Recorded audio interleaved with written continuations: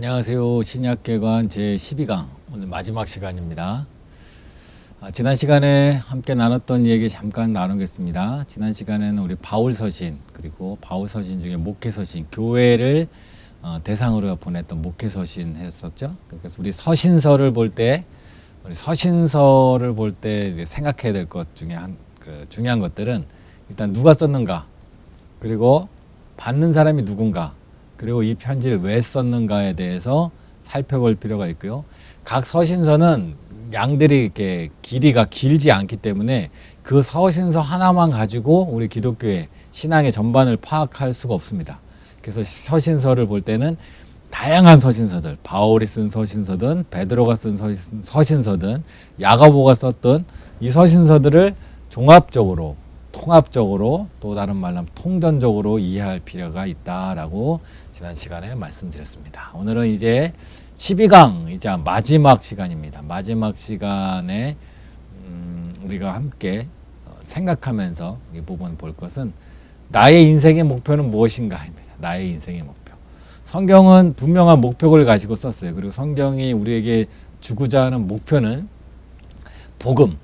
복음은 하나님으로부터 시작해서 예수님이 이 땅에 오심, 또 십자가에 죽으심, 그리고 다시 오심, 부활과 다시 오심으로 이제 완성을 향해 가고 있는데 우리의 삶의 목표는 어디일까? 성경을 보면서 한번 생각해 보면서 나갔으면 좋겠습니다. 자, 이제 목회서신입니다. 신약의 구조를 보면 이제 오늘 할 부분은 이제 여기서부터 여기까지입니다. 전체. 바울 서신 중에 지난 시간에 교회 서신에 대해서 했죠. 오늘은 목회서신, 4개의 목회서신. 디모데, 전후서, 디도서, 빌레몬서 볼 거고요. 공동서신이라고 하는 것은 바울이 쓰지 않은 서신들을 일반적으로 공동서신이라 부르고 또 일반서신이라고 부릅니다. 그래서 히브리서부터 요한계시록까지 오늘 한번 살펴보도록 하겠습니다. 먼저 디모데 전서입니다. 누가 썼나요? 바울이 썼습니다.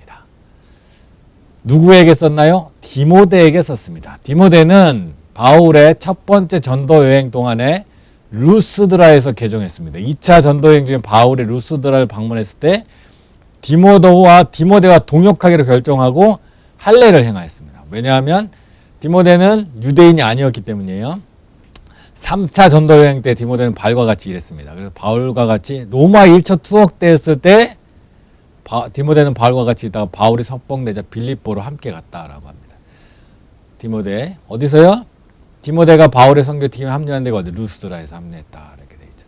선교여행 2차 선교여행 때 바울은 고린도와 데살로니가처럼 멀리 떨어진 교회에 불만의 소리가 커질 때마다 디모데를 급파했습니다. 디모데는 바울이 말하고 있는 복음에 대해서 가장 잘 알고 있는 사람이었기 때문에 그 중에 한 명이었기 때문에 디모데가 가서 바울의 뜻을 정할 수 있었죠. 주 약 63년경 쓰여졌다라고 생각되고요. 어디에 쓰여졌냐? 기록 장소는 마게도냐 지방 아마도 빌립보에서 써졌을 것 같다라고 생각됩니다. 빌립보는 어디냐? 여기입니다. 여기 빌립보. 아시아의 첫 성 빌립보. 드로아에서 배 타고 넘어갔죠. 환상을 보고 바울이 그 지역 빌립보에서 무엇을 썼는가? 일단은 이 디모데서는 지도자 지침서, 교회의 지도자. 디모데라는 교회의 지도자를 향하여 쓴 내용인데 이제 아시아 지역의 교회들을 조직하고 감독하는 직무. 바울이 가지 않고 디모데가 대신 가서 일을 처리해야 되잖아요. 그냥 뭐 교리만 설명해 주는 것이 아니라 교회를 세워가야 되는데 교회는 믿는 사람들의 공동체잖아요. 그러니까 믿는 사람들이 어떠한 모양으로 세워져야 할지에 대해서 디모데에게 잘 설명해 주고 있습니다. 그래서 디모데서에 나타난 예수 그리스도 내용상으로 보면 예수 그리스도는 하나님과 사람 사이의 중보이시다. 하나님과 사람 사이를 연결해 주는 거죠. 그럼 이것이 누구에게 써졌다고요? 디모데는 교회의 지도자. 그럼 교회의 지도자는 또 무엇이냐? 예수님이 하나님과 사람 사이의 중보자라면 교회의 지도자는 또한 예수님과 사람 사이의 지도자, 중간 역할을 할 수 있다라는 의미로 또 이해할 수가 있겠죠, 우리는. 핵심 구절을 보면 디모데서 4장 12절과 13절입니다. 누구든지 내 연소함을 업신여기지 못하게 하고 오직 말과 행실과 사랑과 믿음과 정절에 있어서 믿는 자에게 본이 되어 내가 이를 때까지 읽는 것, 권하는 것, 가르치는 것을 전념해라. 목회자의 역할, 인간됨, 말과 행실과 사랑과 믿음의 정절에 본이 될 정도로 본이 될 수 있도록. 그러니까 목회자라는 게 힘으로 누군가를 막 주장하고 하는 게 아니라 먼저 본이 되고 또 무슨 일을 하냐? 읽는 것, 성경을 읽고 책을 읽고 권하는 것, 권면하는 것, 사람들에게 그리고 가르치는 것들을 잘하는 것이 바로 목회자입니다. 디모데전서 6장 11절과 12절 오직 너 하나님의 사람아 이것들을 피하고 의와 경건과 믿음과 사랑과 인내와 온유를 따르며 믿음의 선한 싸움을 싸우라. 영생을 취하라. 이를 위하여 내가 부르심을 받았고 많은 증인 앞에서 선한 증언을 하였도다. 디모데전서는 지극히 개인적인 서신, 디모데 개인에게 보낸 개인적인 서신이라 볼 수 있다라는 겁니다. 바울과 디모데가 개인적으로 대화를 나누듯이 기록되어 있다. 목회 서신은 신학적이라기보다 다분히 실천적입니다. 어떤 이론, 복음이란 무엇인가 이런 이론보다도 제가 지난번 말씀드렸지만 교회는 천국이 아니에요. 그러나 천국을 맛보는 것이에요. 그러면 교회에 참여하는 사람은 그곳에 있으면서 천국에 사는 것이 아니라 천국에는 어떠한 일들이 하나님이 우리를 어떻게 다스리시는가를 거기서 맛볼 수 있는 거예요. 그러니까 당연히 실천적이어야 되겠죠. 이론적으로 머릿속만 아는 게 아니라 무엇이 건전한 교리인가를 설명하기보다는 건전한 교리를 수호하도록 권면하는 부분, 수호한다는 게 행한다는 의미를 담고 있다라는 겁니다. 디모데전서는 교회 안의 지도력, 조직에 대해서 세심하게 방향을 제시해 주기 위해서 기록되었습니다. 교회의 리더십, 교회 목회자는 어떻게 하는가, 그리고 교회 조직을 어떻게 해야 되는가. 아무 조직도 없이 움직이고 성령이 성령이 지시하시면 그때 가서 막 움직이고 이게 이제 교회에 아닙니다. 교회는 질서가 있어요. 질서. 그래서 조직이 필요합니다.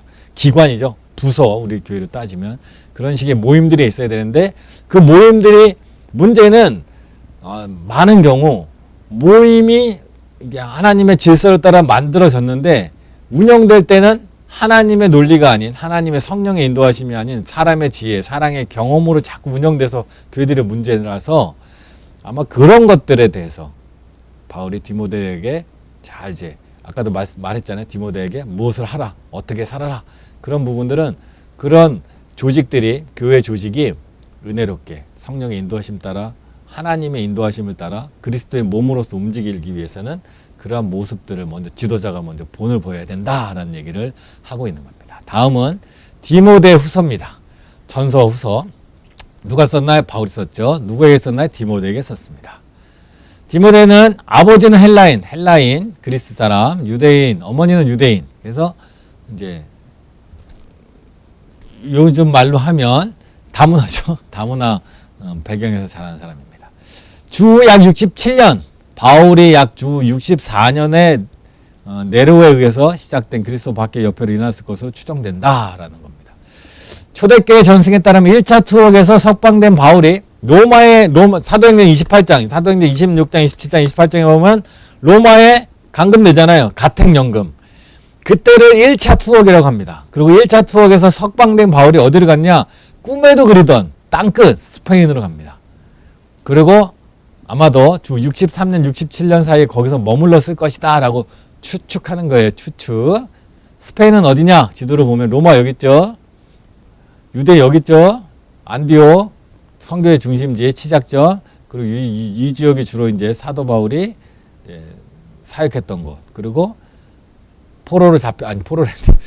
체포되어서 가이사의 상소에서 이렇게 돌아서 이렇게 들어가서 로마까지 갔죠. 그리고 1차 투옥 때에서 여기서 2년을 살았습니다. 로마에서. 근데 나중에 스페인은 어디냐? 여기입니다. 스페인, 여기가 포르투갈. 스페인, 포르투갈. 여기까지 갔었다라는 거죠. 체포된 후 바울은 로마 감옥에 수방되었습니다. 로마 감옥에 2차로 투옥되었고 두 번째 투옥되었을 때 이 디모데 후서를 기록했을 것이다 라고 추측하죠. 무엇을 썼는가? 전투 지침입니다. 바울은 자신의 생의 마지막에 가까우고 있음을 감지했습니다. 그래서 영적인 아버지 바울이 디모데에게 선한 싸움을 싸우라.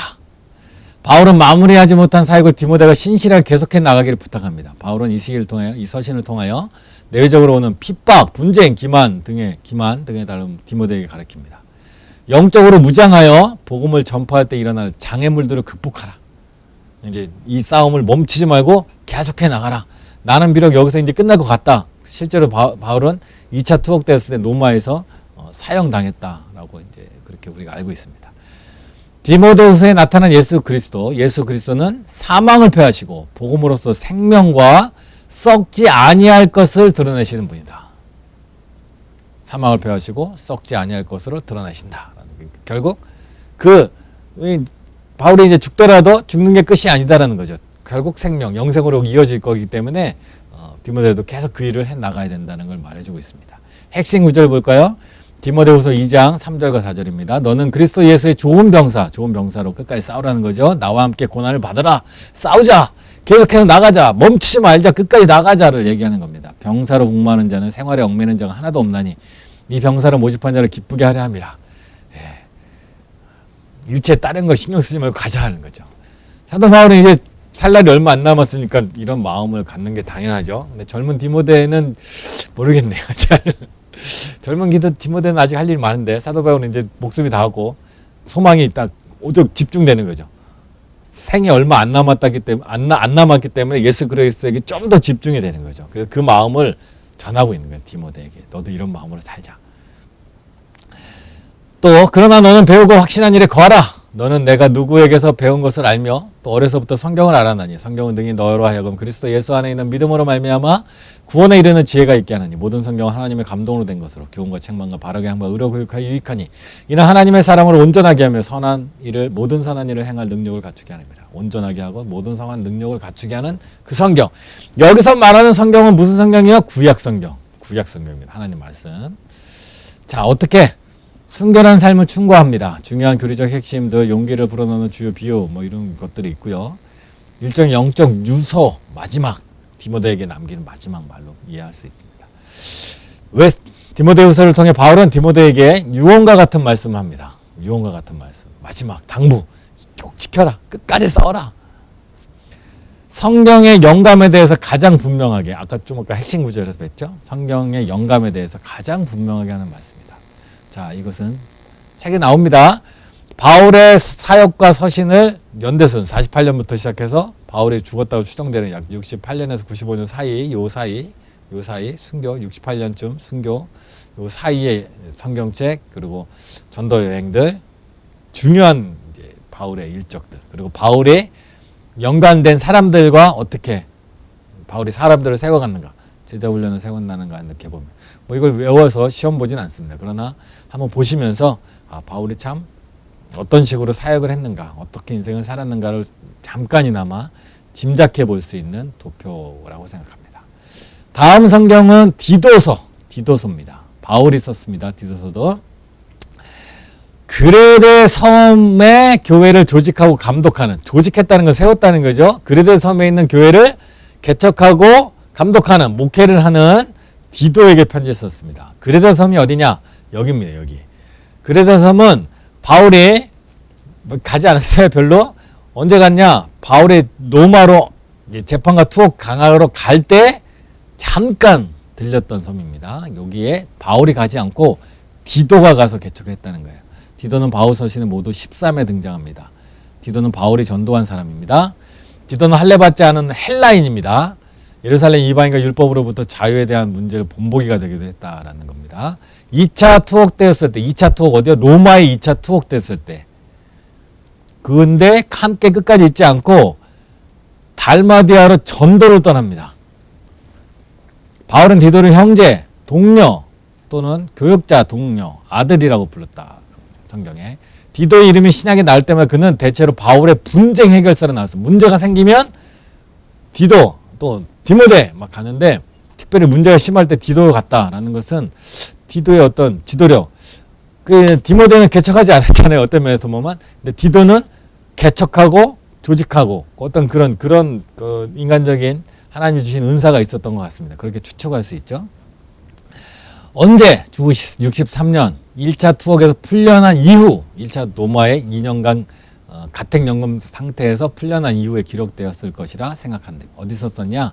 에베소에서 디모데를 만난 후에 바울은 그레데 섬으로 가서 한동안 사역하고 나서 디도에게 사역을 맡기고 이 섬을 떠났다라고 우리는 생각합니다. 내가 너를 그들에 대해 남겨둔 이유는 그들에 대해 잠깐 들리고 간 겁니다. 여기 글에 대해서 주 1세기경 그 섬의 주민들은 거짓말쟁이와 도덕적으로 매우 타락해 있다고 소문이 나 있어요. 야, 평판이 아주 안 좋은 동네입니다. 이 섬 사람들이. 그레데 사람처럼 행동한다는 말은 거짓말장이란 뜻이 있을 정도로 그레데라는 섬이 평판이 안 좋았어요. 베드로가 오순절날 예루살렘에 설교했을 때 그레데 섬에서 온 유대인들이 예수를 믿고 그레데 섬에 복음을 전했을 가능성이 있다. 그레데 섬에서도 6월절에 왔다가 베드로의 복음을 듣고 간 사람도 있었고 거기에 이제 복음을 믿는 사람들이 아마 있었을 것이다 생각하는 거죠. 과거라서 그런 자세한 역사는 우리가 정확하게 알 수는 없지만 추측한다는 겁니다. 그런데 그 동네 사람들은 대체적으로 유대나 로마 지역의 소문나기를 별로 이렇게 평판이 안 좋은 사람들의 소문이 나 있다. 무엇을? 행동지침, 올바른 교리를 강조하고 진리를 거스르는 자들에게 경고할 뿐만 아니라 선한 행실을 강조하고 교회 안에서 여러 그룹들이 바르게 처신하도록 가르치는 일종의 지침서, 올바른 신앙, 올바른 행위를 내용을 담고 있습니다. 디도서에 나타난 예수 그리스도는 어떤 분이시냐? 신성과 구속의 역사가 아름답게 묘사되어 있습니다. 핵심 구절 볼까요? 1.5절 내가 너를 그레데에 남겨둔 이유는 남은 일을 정리하고 내가 명한 대로 각성의 장로들을 세우고 바울이 잠깐 들렸다가 지나가면서 디도를 남겨놨어요. 그리고 각성의 장로들을 세운다는 얘기는 각성마다 장로들이라는 건 뭐예요? 교회 지도자들이면서 동시에 교회들을 개척했다는 거예요. 디도를 통하여 그레데 섬에 많은 교회들이 개척되었다라는 것을 추측할 수 있죠. 3장 8절 이 말이 미쁘도다. 원하건대 너는 이 여러 것에 대하여 굳세게 말하라. 여러 것에 대해 굳세게 말하라. 교리에 대해서 복음에 대해서 이는 하나님을 믿는 자들로 하여금 조심하여 선한 일을 힘쓰게 하려 함이라. 아름다우며 사람들에게 유익하니라. 이것이 아름다운 복음이다. 선한 일 하는 거. 믿음, 선한 일 같이 갑니다. 복음은 선한 일과 항상 같이 갑니다. 나중에 이제 우리 야고보서에서 좀 더 그런 부분에 다룰 텐데요. 디모데전서와 유사한 면이 많이 있습니다.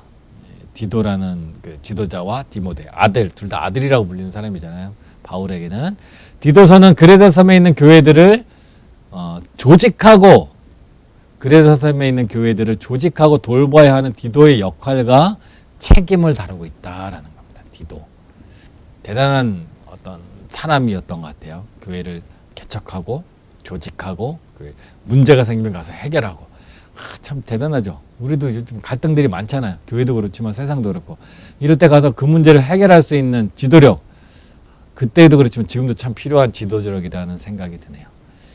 다음은 빌레몬서. 빌레몬서 누가 썼나요? 바울이 썼습니다. 수신자는 누군가? 빌레몬은 골로새라는 도시에 살고 있는 기독교 지도자로 보입니다. 아비아는 빌레몬의 아내 빌레몬과 그의 아내 아비아 아키뽀는 빌레몬의 아들 집안은 다 나오네요. 교회의 지도자였습니다. 이 집안이 다 목회자 집안이네요. 거의 네 그렇게 추측이 되죠. 골로새 어디냐? 골로새 여기 빨간 점 여기입니다. 여기도 바울이 그 선교 루트에 있지 않아요. 빌레몬의 집은 교회 모임 장소. 옛날에는 다 집이 교회죠. 옛날에는 다 집이 교회였어요. 집이 가정교회. 성경에 이제 신약성경에 나오는 교회는 다 집이에요. 집. 이때까지 공중 예배라는 게 불가능해요. 로마 사람들이 기독교를 인정하지 않거든요. 유대인도 기독교를 인정하지 않는데 어떻게 공중 예배를 드릴 수 있겠습니까? 다 집에서 모여서 예배 드렸어요. 빌레몬은 바울을 통해 회심했습니다. 아마도 바울의 3차 여행 중에 에베소에서 우연히 바울을 만나 개종하고 갔다라고 추측합니다. 주 60년에서 63년 투어 기간 중에 바울이 1차 투어 가택연금 로마에서 가택연금 상태일 때 썼을 것이다. 네, 로마 감옥에서 무엇을? 그리스도를 향한 형제의 사랑 그리스도를 닮은 성도의 사랑과 용서를 통해 종과 주인의 신분이 형제의 신분으로 변한다. 이제 여기서 편지를 쓴 이유가 오네시모입니다. 오네시모는 빌레몬 집안의 하인이었어요. 근데 도망친 거예요. 도망쳤는데 이 오네시모를 누가 만났냐? 바울이 만난 겁니다. 어디서 감옥에서 만나지 어떻게 만나지 모르겠지만 만났는데 이 오네시모에 대해서 빌레몬이 뭐 도망친 노예 하인이었으니까 뭐 분노함이 있겠죠. 근데 그 용서를 구하는 거예요. 바울이 대신해서. 그래서 오네시모는 F, 영어식으로 F라는 화인을 평생 이마에 달고 살아가야 한다면 당시에 도망치다 잡혀온 노예에 대해서는 이마에다 F자, 뭐 노마자 하겠죠? 딱 붙여놓으면 이건 도망 노예였구나. 무서운 세상입니다. 그리스도 안에서 성도들이 발견할 수 있는 용서를 아름답게 보여줍니다. 지금 입장에서 보면 이 노예라는 이 제도 자체가 문제가 있지만 당시에는 오늘날과 같이 모든 사람이 평등하다라는 생각을 그리스도인조차 갖기가 참 어렵던, 그걸 넘어선다는 게 사실 거의 어렵던 시대입니다. 2세기 교부 이그나티우스라는 사람에 의하면 나중에 이 오네시모가 에베소 교회 목회자가 되었답니다. 노예 신분에서, 도망 노예 신분에서 주인의 용서를 받고 나중에는 목회자가 되었다. 놀라운 일이 벌어진 거죠. 빌레몬서에 난 그리스도는 빌레몬과 오네시모의 관계, 빌레몬과 오네시모, 주인과 종의 관계, 하나님과 우리의 관계를 보여줍니다. 핵심 구절 빌레몬서 16장 17절입니다. 16절 17절입니다. 이후로는 종과 같이 대하지 않냐고. 도망쳐서 돌아갔는데 그냥 용서해 줘라 멈추는 게 아니라 용서할 뿐 아니라 이제 종처럼 대하지 마라. 종 이상 꼭 사랑받는 형제로 둘 자라. 내가 특별히 그러하거든 하물며 육신과 주 안에서 상관된 내게라. 그러므로 내가 나를 동역자로 할진대 그를 영접하기를 내게 하듯하고. 바울 서신 중에 사실 가장 짧은 344도. 바울은 빌레몬서를 친히 썼습니다. 성도들의 사랑과 예의가 서신서선체, 빌레몬서 전체에 나타난다라는 겁니다. 오네시몬의 불의를 전혀 극소화시키지 않았다. 이게 나쁜 짓을 했지만 그 나쁜 것을 없는 것처럼 하지 않았다는 거예요. 그러나 중재자, 변호사로서 입장에 섰다는 거예요. 그 사람 잘못한 건 맞죠. 지금 당시에 법으로서는 잘못한 게 맞죠. 한때는 스스로 의롭다고 여기던 바리새인 바울은 이제 이방인 노예를 가리켜 내가 낳은 오네시모라고 할 정도로 원래 스스로 의롭다고 생각했던 바울 아니에요. 그리고 기독교인들을 불의하고 이제 없애버리려고 완전히 말살하려고 쫓아다니는 그 바울이 이 법을 어긴 이 오네시모에 대해서 내가 낳은 아들, 얼마나 이런 마음으로 바울이 변해갔다는 것, 복음의 능력입니다. 이것 또한 삶을 변화시키는 기독교의 영향력이 사회 여러 상황에도 적용될 수 있다는 것을 보여주는 기록입니다. 위안 기록이라기보다 제가 보기엔 그런 기록입니다. 바울은 가장 고귀한 원리들을 가장 평범한 사건에, 어떤 사건에, 특정 사건에 형제에 대한 용서 뭐예요? 말로만 하는 게 아니죠. 그냥 마음으로만 하는 게 아니라 실제적 제도 안에서 형사사건이 벌어졌어요. 당시로서. 이건 형사사건이겠죠. 민사보다 형사에 가까울 것 같긴 한데 어떻게 당시에는 뭐 그런 구분이 없으니까. 복음의 능력은 사회적 장애물, 종과 자유는 뛰어넘었다. 한국에서도 이런 일들이 일어났습니다. 옛날 초대교회 때. 로마 법에 의하면 도망친 노예는 사형에 처해질 수도 있었지만 형제처럼 받아들이는 일. 빌레몬은 직접 노예제도에 대해서 공격하지는 않습니다. 당시 노예제도 없어야 된다. 여기까지 나가진 못해요. 아직 그 정도로 깨어있기가 쉬운 건 아니죠. 궁극적 노예제도 폐지를 의미합니다. 사실은 그 내면에는 자기가 아는지 모르는지 모르겠지만 이 노예를, 도망친 노예를 용서하고 형제를 받아들이다. 더 이상 그를 노예로 보지 마라 라는 것은 자기도 알지 못하는 사이에 이 노예제도가 없어. 그럼에도 불구하고 이 노예제도가 없어지는데 얼마나 오랜 시간이 걸렸습니까? 당시에는 아주 혁명적인 이야기였다. 근데 이게 제도적으로 넘어가지 못하고 그냥 빌레몬과 오네시모의 어떤 개인적인 일들로 끝났다는 거죠. 어쩌면 이 빌레몬서를 이후에 종교 지도자들이 열심히 탐독하고 그것을 사회 제도의 하나님 나라의 모습으로 이 땅에서 실현하려고 했다면 노예제도 폐지가 훨씬 더 빨리 이루어졌을지도 모르겠습니다. 다음으로 넘어가면 일반 서신. 일반 서신은 바울이 아닌 다른 분들이 쓴 서신. 첫 번째는 히브리서. 히브리서는 누가 썼는지 모릅니다. 예전에는 바울이 썼을 것이다 라고 추측하는 사람들이 많았는데 지금은 더 이상 바울이라고 믿는 사람 거의 없습니다. 받는 사람이 누구냐? 쓴 사람도 모르고 받는 사람도 모릅니다. 누구를 향해 썼는지 모르겠어요. 아마도 근데 유대인 그리스도인이 아니었을까? 왜냐하면 구약 성경에 무려 80회 이상 구약 성경에 대한 인용이 굉장히 많기 때문입니다.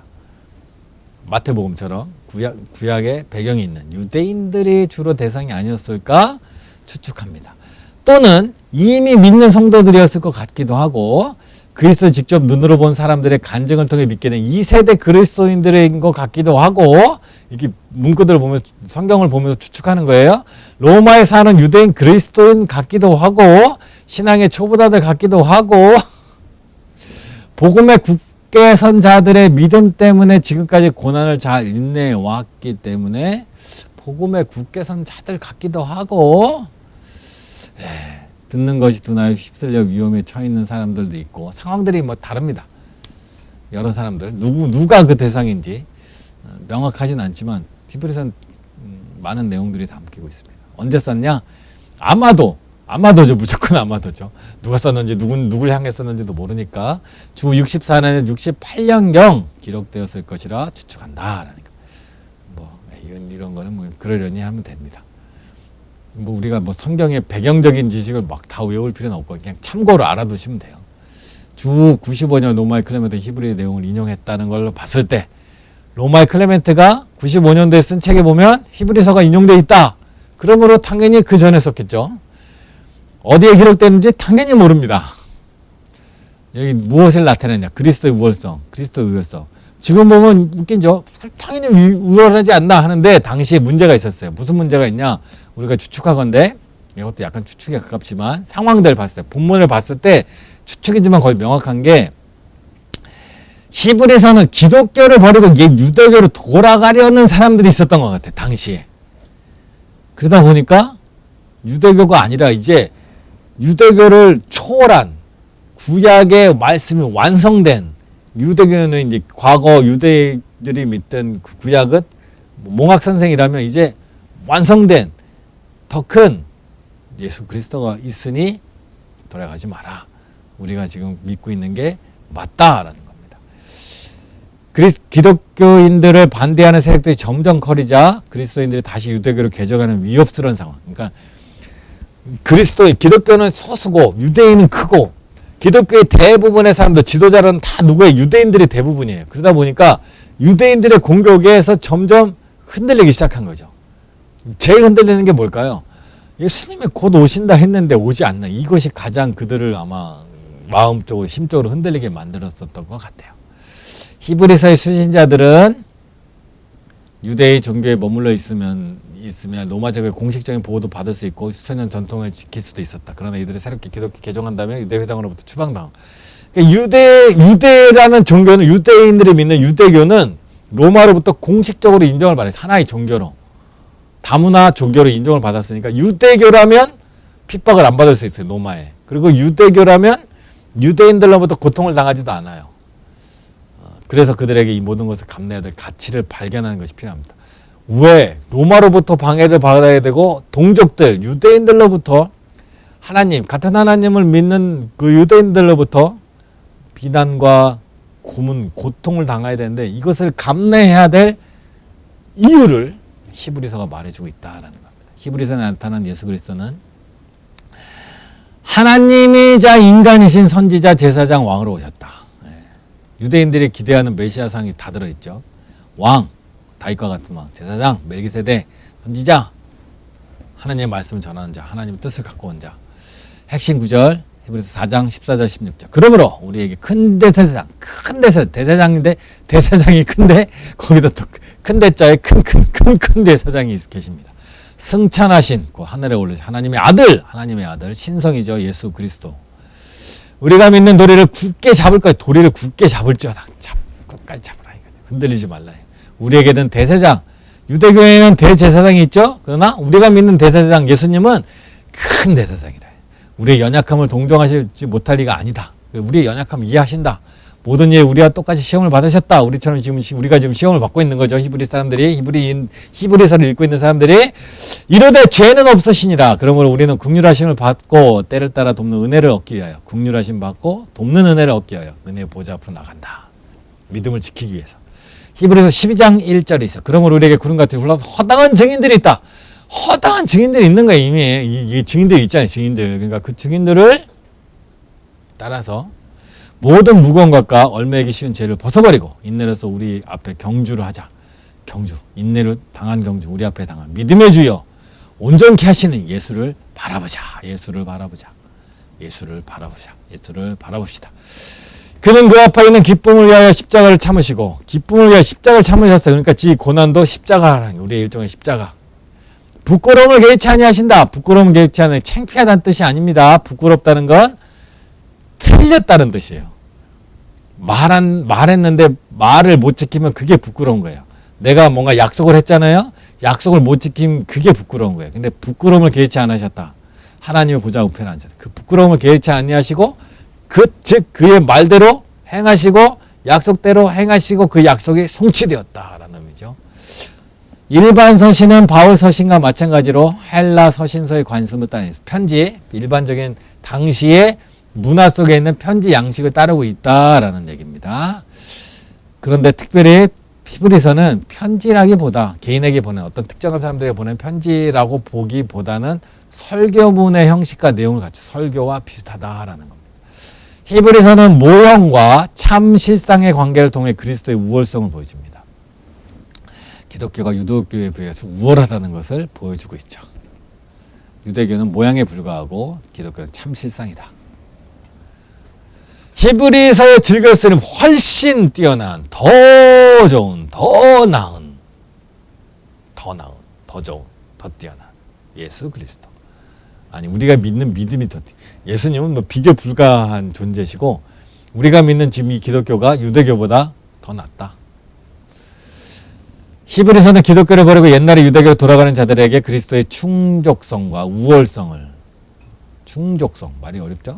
완성됐다, 충족되었다, 우월성, 더 뛰어나다, 더 기독론과 구원론의 관련, 기독론, 예수님은 누구신가? 구원론, 우리는 어떻게 구원을 받는가에 관해서 신약성경의 중요한 교리적인 공헌을 하고 있다라는 겁니다. 다음은 야고보서입니다. 야고보서는 누가 썼나요? 예수님의 형제, 예수님의 형일까요? 동생일까요? 동생이죠, 당연히. 동정녀인 상태에서 예수님이 태어났잖아요. 그러니까 예수님 첫째입니다. 예수님의 동생, 야고보. 부활하신 예수님 직접 만나봤습니다. 야고보는 예루살렘 교회 기둥 같은 지도자로 자랍니다. 예수님이 공생에 활동할 때는 별로 이제 예수님을 따르지 않았지만 부활하신 예수님 만났죠.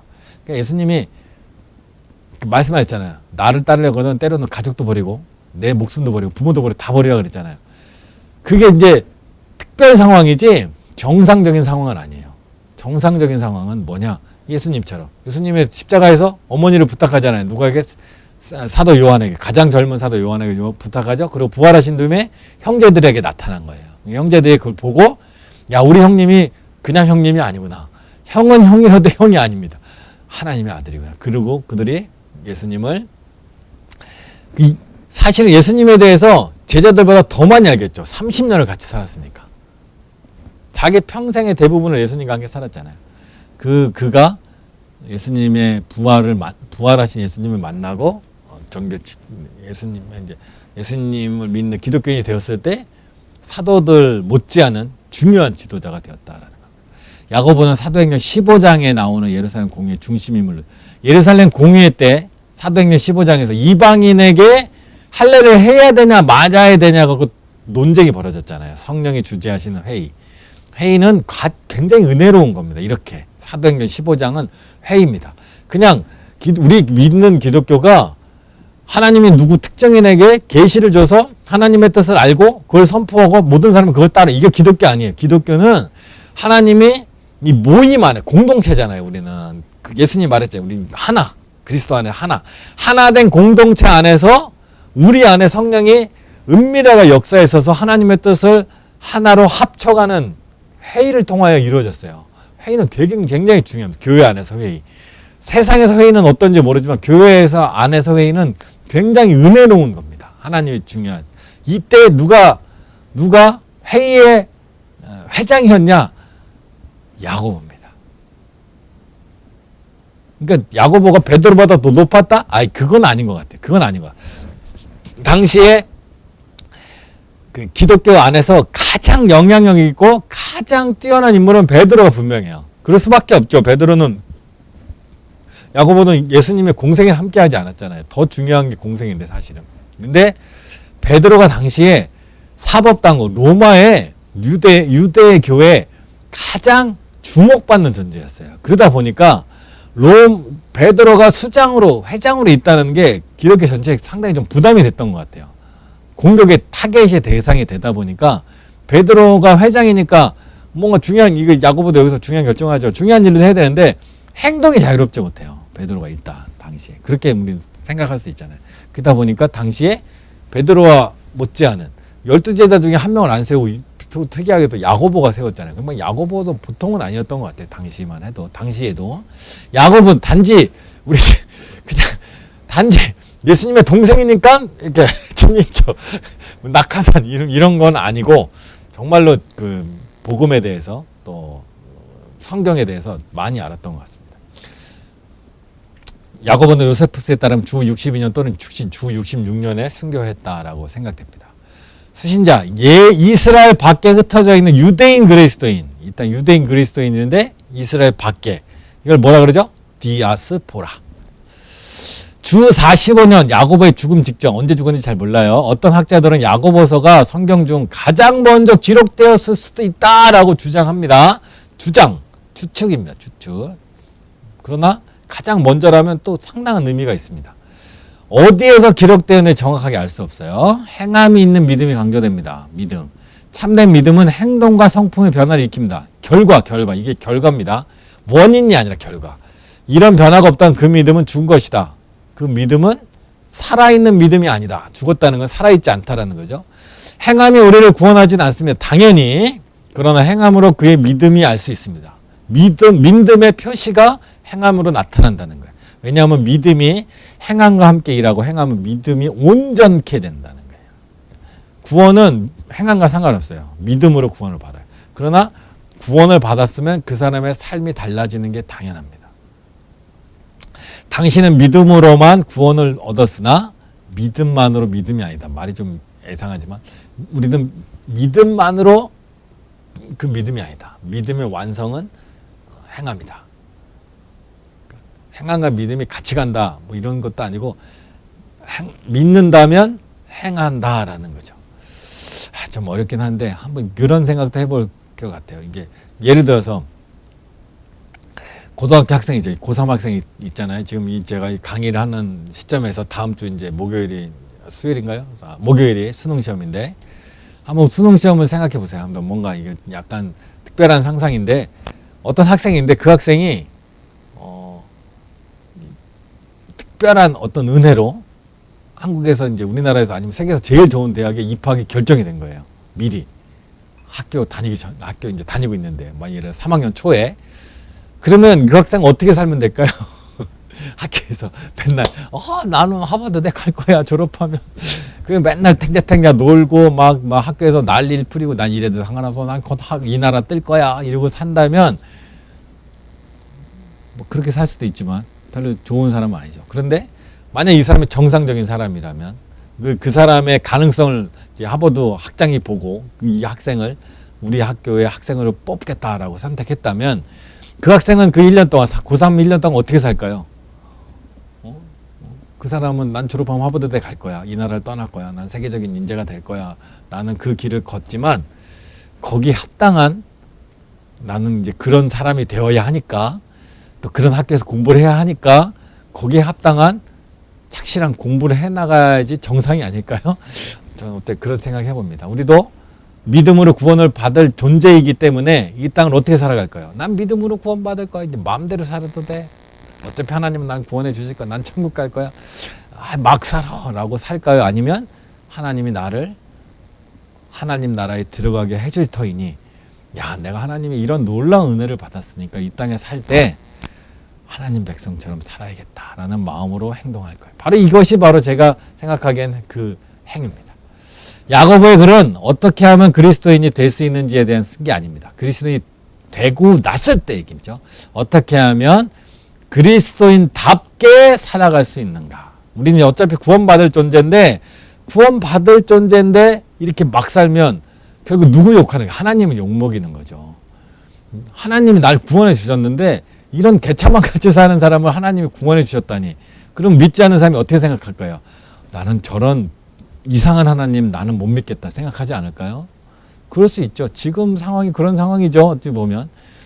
우리가 하나님 믿는 사람들이 하나님이 날 구원해 줬다는 것을 믿고 그 믿음의 그 구원의 은혜에 합당한 삶으로 간다면 하나님이 이 사람을 구원한 것은 정말 타당하구나. 하나님이 미리 이 사람이 이렇게 될 줄 아셨구나라고 하나님을 높이는 영광이 되지 않을까요? 네, 그럴 것 같습니다.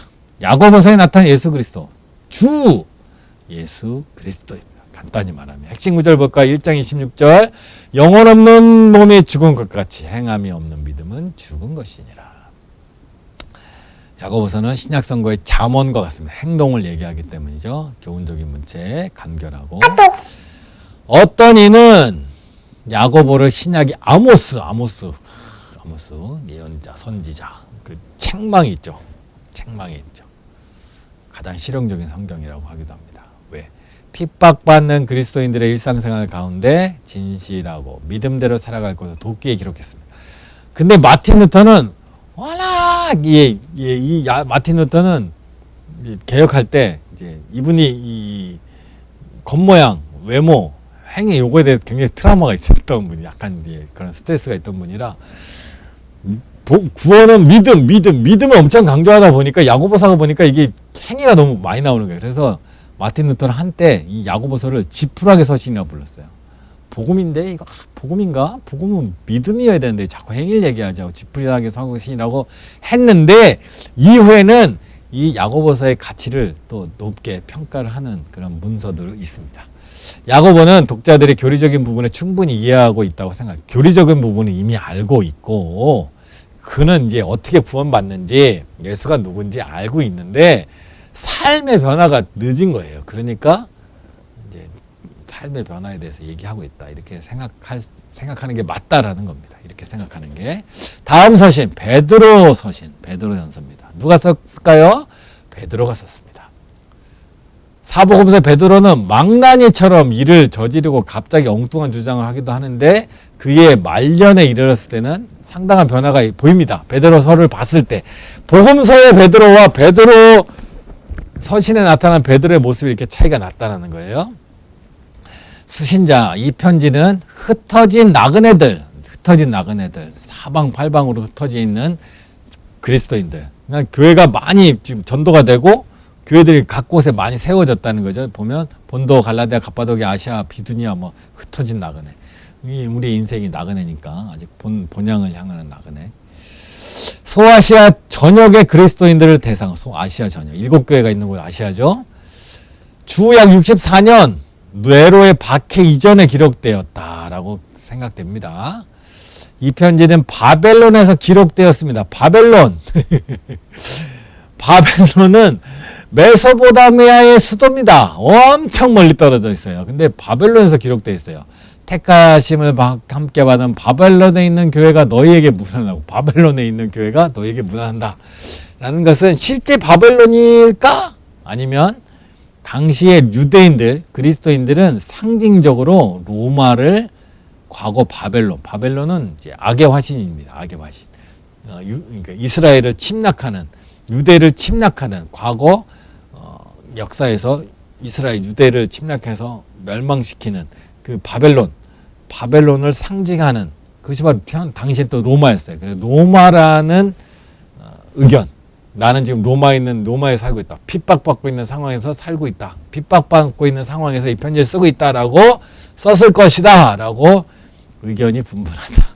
확정은 모르겠다. 그러나 바벨론은 아닐 것 같고 라는 생각입니다. 주제가 고난이잖아요. 그러니까 바벨론이 로마가 맞을 것 같죠? 고난이 주제니까 고난에 대한 바른 태도, 그리스도를 위한 고난을 당하라. 그리스도를 위한 동안. 예수님 믿으면서 생기는 동안은 당해야 됩니다. 라는 거죠. 로마 제국 전역에서 그리스도인들에 대한 적개심과 의심의 분위기가 점점 확산되고 있습니다. 로마 전역에서. 기독교인들의 생활 방식, 하나님 나라의 왕국을 로마 제국보다 더 사모하는 것 때문에 핍박을 받습니다. 당시에 로마는 번영을 누리고 있는 팍스 로마나 그래서 굉장히 이제 나라가 안정이 되고 확대되고 제국으로서 엄청난 경제적 이득도 보고 있는 그런 나라에 살고 있는데 그 로마가 이상적인 국가로 보지 않고 이 로마가 아닌 하나님의 왕국, 하나님의 나라가 우리가 추구하는 나라를 하니까 핍박받을 수밖에 없죠. 이적단체죠. 어쩌 보면 잘못 생각하면. 근데 이게 영적인 부분인데 물리적으로 보면 이적단체죠.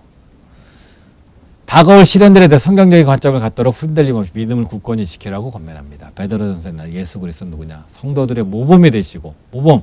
예수님을 따라가야죠. 그러니까 십자가의 박해를 견디셨던 예수님을 고난 중에 소망이 되시는, 고난 중에도 십자가에도 부활이 있으신, 십자가 중에도 그리스도께서 고난당하신 것을 성도가 옳은 일을 하다 핍박당할 수 있음을 보여줍니다.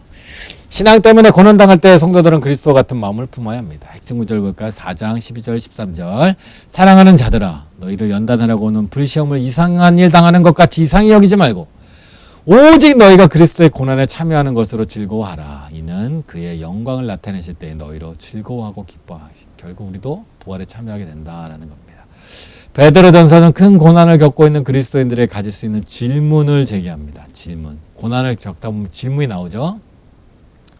그때 믿음으로 인해 당하는 핍박이나 시련을 어떻게 받아들여야 하는지 자세히 알려줍니다. 신약의 욥기라고 할 수 있어요. 욥기 왜 고난을 당하는지 모르죠. 베드로는 자신의 편지를 읽는 사람들이 전보다 훨씬 큰 박해에 직면할 것을 알고 이런 고난에 대한 하나님의 관점을 전하고 흔들리지 않는 믿음으로 인내하게 하려고 편지에 썼습니다. 네.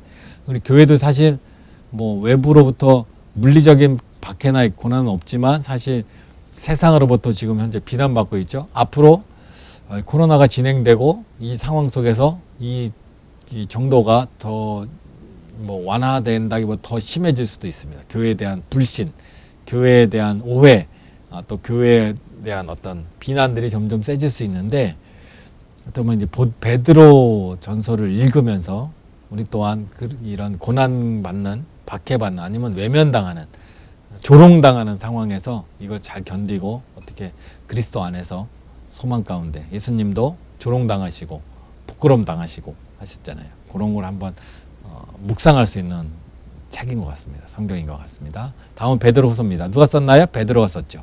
주 64년에서 66년, 베드로의 죽음 직전에 기록됐을 것으로 추측됩니다. 로마에서 기록되었습니다. 베드로 죽기 직전에. 거짓 선생을 대항하라. 거짓 선생은 칭의 교리를 변제시켜. 칭의는 뭐죠? 의롭게 인칭받는 거. 이신칭의. 생각나세요? 로마서 이신칭의. 칭의 교리를 변제시켜 부도덕하고 반항적인 생활 방식, 부도덕한 칭의를 변질했습니다. 의롭다는 걸 받았으니까 이제 육체적으로 짓는 죄는 하나님의 벌을 받지 않으니까 오히려 부도덕한 삶이 시작되었다. 베드로전서가 외부로부터 무시무시한 위협, 핍박에 대해서 했죠. 베드로후서는 내부, 믿는 자들 안에서 뭔가 마음들이 변질되고 있다라는 거예요. 그때에 대한 어떤 경고로 후서로가 기록되어 있습니다. 베드로서에 나타난 예수 그리스도의 영적 성숙 도달, 그렇죠. 내면은 성숙게 돼야 되죠. 그래야 이런 욕심, 또 이렇게 복음을 또 이상하게 해석해갖고 내 욕심을 채우고 정욕을 채우는 일들을 원천적으로 차단하기 위해서는 영적으로 성숙해야 되죠. 모든 지식과 능력의 원천이신 그리스도입니다. 핵심 구절은 1장 20절 21절. 먼저 알 것은 성경의 모든 예언은 사사로이 풀지 말라.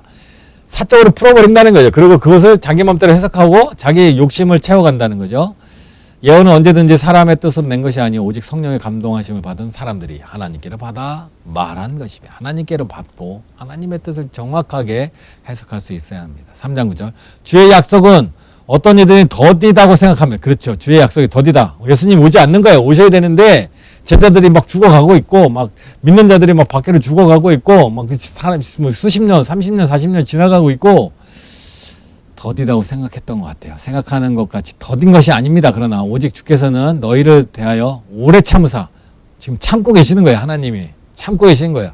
아무도 멸망하지 않으려고, 멸망시키지 않으려고 다 회개하는 길을 원하시는 거예요. 다 회개해서 모두가 구원받길 원하시니까 천천히 하시는. 지금 오면 구원 못 받는 사람이 너무 많은 거죠. 그러니까 구원받을 기회를 계속, 기회를 계속 주느라고 오래 계신 거다라고 베드로가 말하고 있습니다. 하나님의 말씀이죠. 하나님이 베드로를 통해서 말씀하고 계신 거죠. 베드로후서 2장, 유다서 4장 비슷한 내용 거짓 선생들에서 경고하고 있습니다. 베드로 나쁜 교리를 퍼뜨리는 거짓 선생들에 대해 경고하고 나쁜 교리를 퍼뜨리고 있어요. 베드로전서는 외부의 핍박을 다룬다면 전서가 후서는 내부, 교회 내부의 문제를 다루고 있습니다. 명확한 가르침, 성경 영감에 대한 여기서도 나옵니다. 요한일서부터 넘어갑니다. 끝으로 가고 있죠. 좀만 참으십시오. 좀만 힘내십시오. 참는 게 아니라 사도 요한, 예수님의 12제자 중에 하나 사도 요한이 기록했다. 예루살렘 멸망을. 예루살렘은 기원 후 약 70년경 멸망하니까요.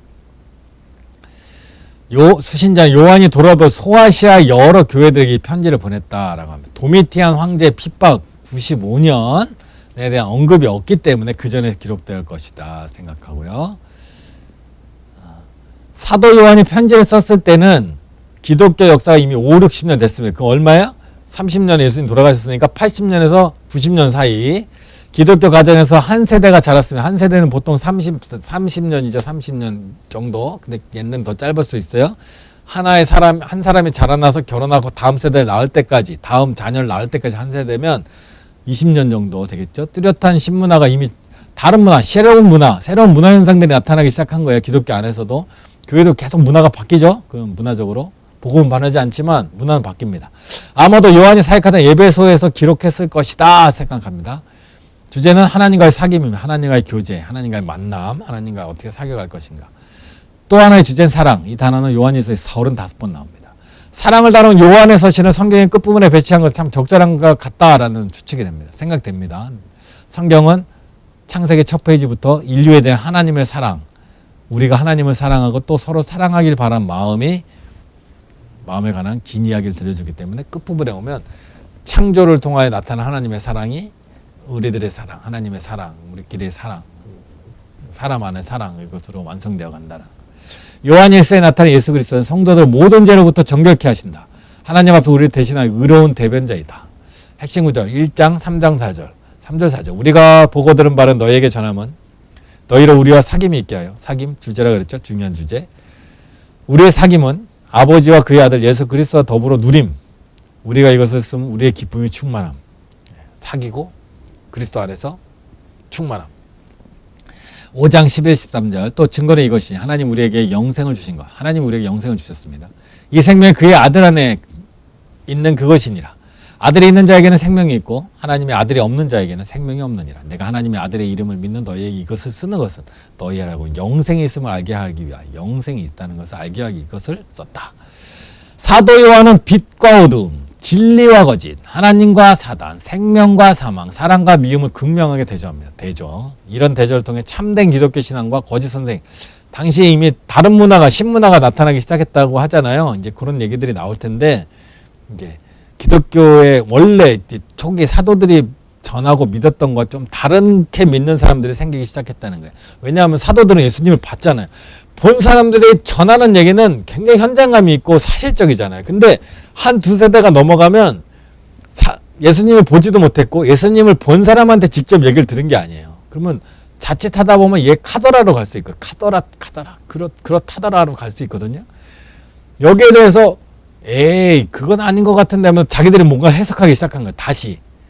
그래서 그걸 다시 만들어가는 거예요. 예수님의 모양 그런 일들이 이제 일어나기 시작하는데 좀 있으면 또 나옵니다. 사도 요한은 신약의 저자들 중에서 가장 단순한 어휘를 사용했다. 명확하게 쓰다 보니 단순한 어휘를 쓴 것 같아요. 300단어 정도로 요한 1서, 2서, 3서를 표현했다는 거죠. 요한일서는 초대교회 안에 존재했던 거짓 선생들의 가르침을 드러나게 기록했다. 그 거짓 선생 아까 말했죠. 새로운 문화, 영지주의. 영지주의는 초대교회 가장 영향력 있는 이단이면서 사실 오늘날에도 영향이 있습니다. 영지주의는. 고령의 요한은 영지주의에 있는 두 가지 위험성이 영지주의는 뭐냐면 예수님이 사람이 된 사실을 의심하는 게 바로 영지주의입니다. 예수님 영이 우선이 영이 우선 영지상주의라고 생각하면 돼요.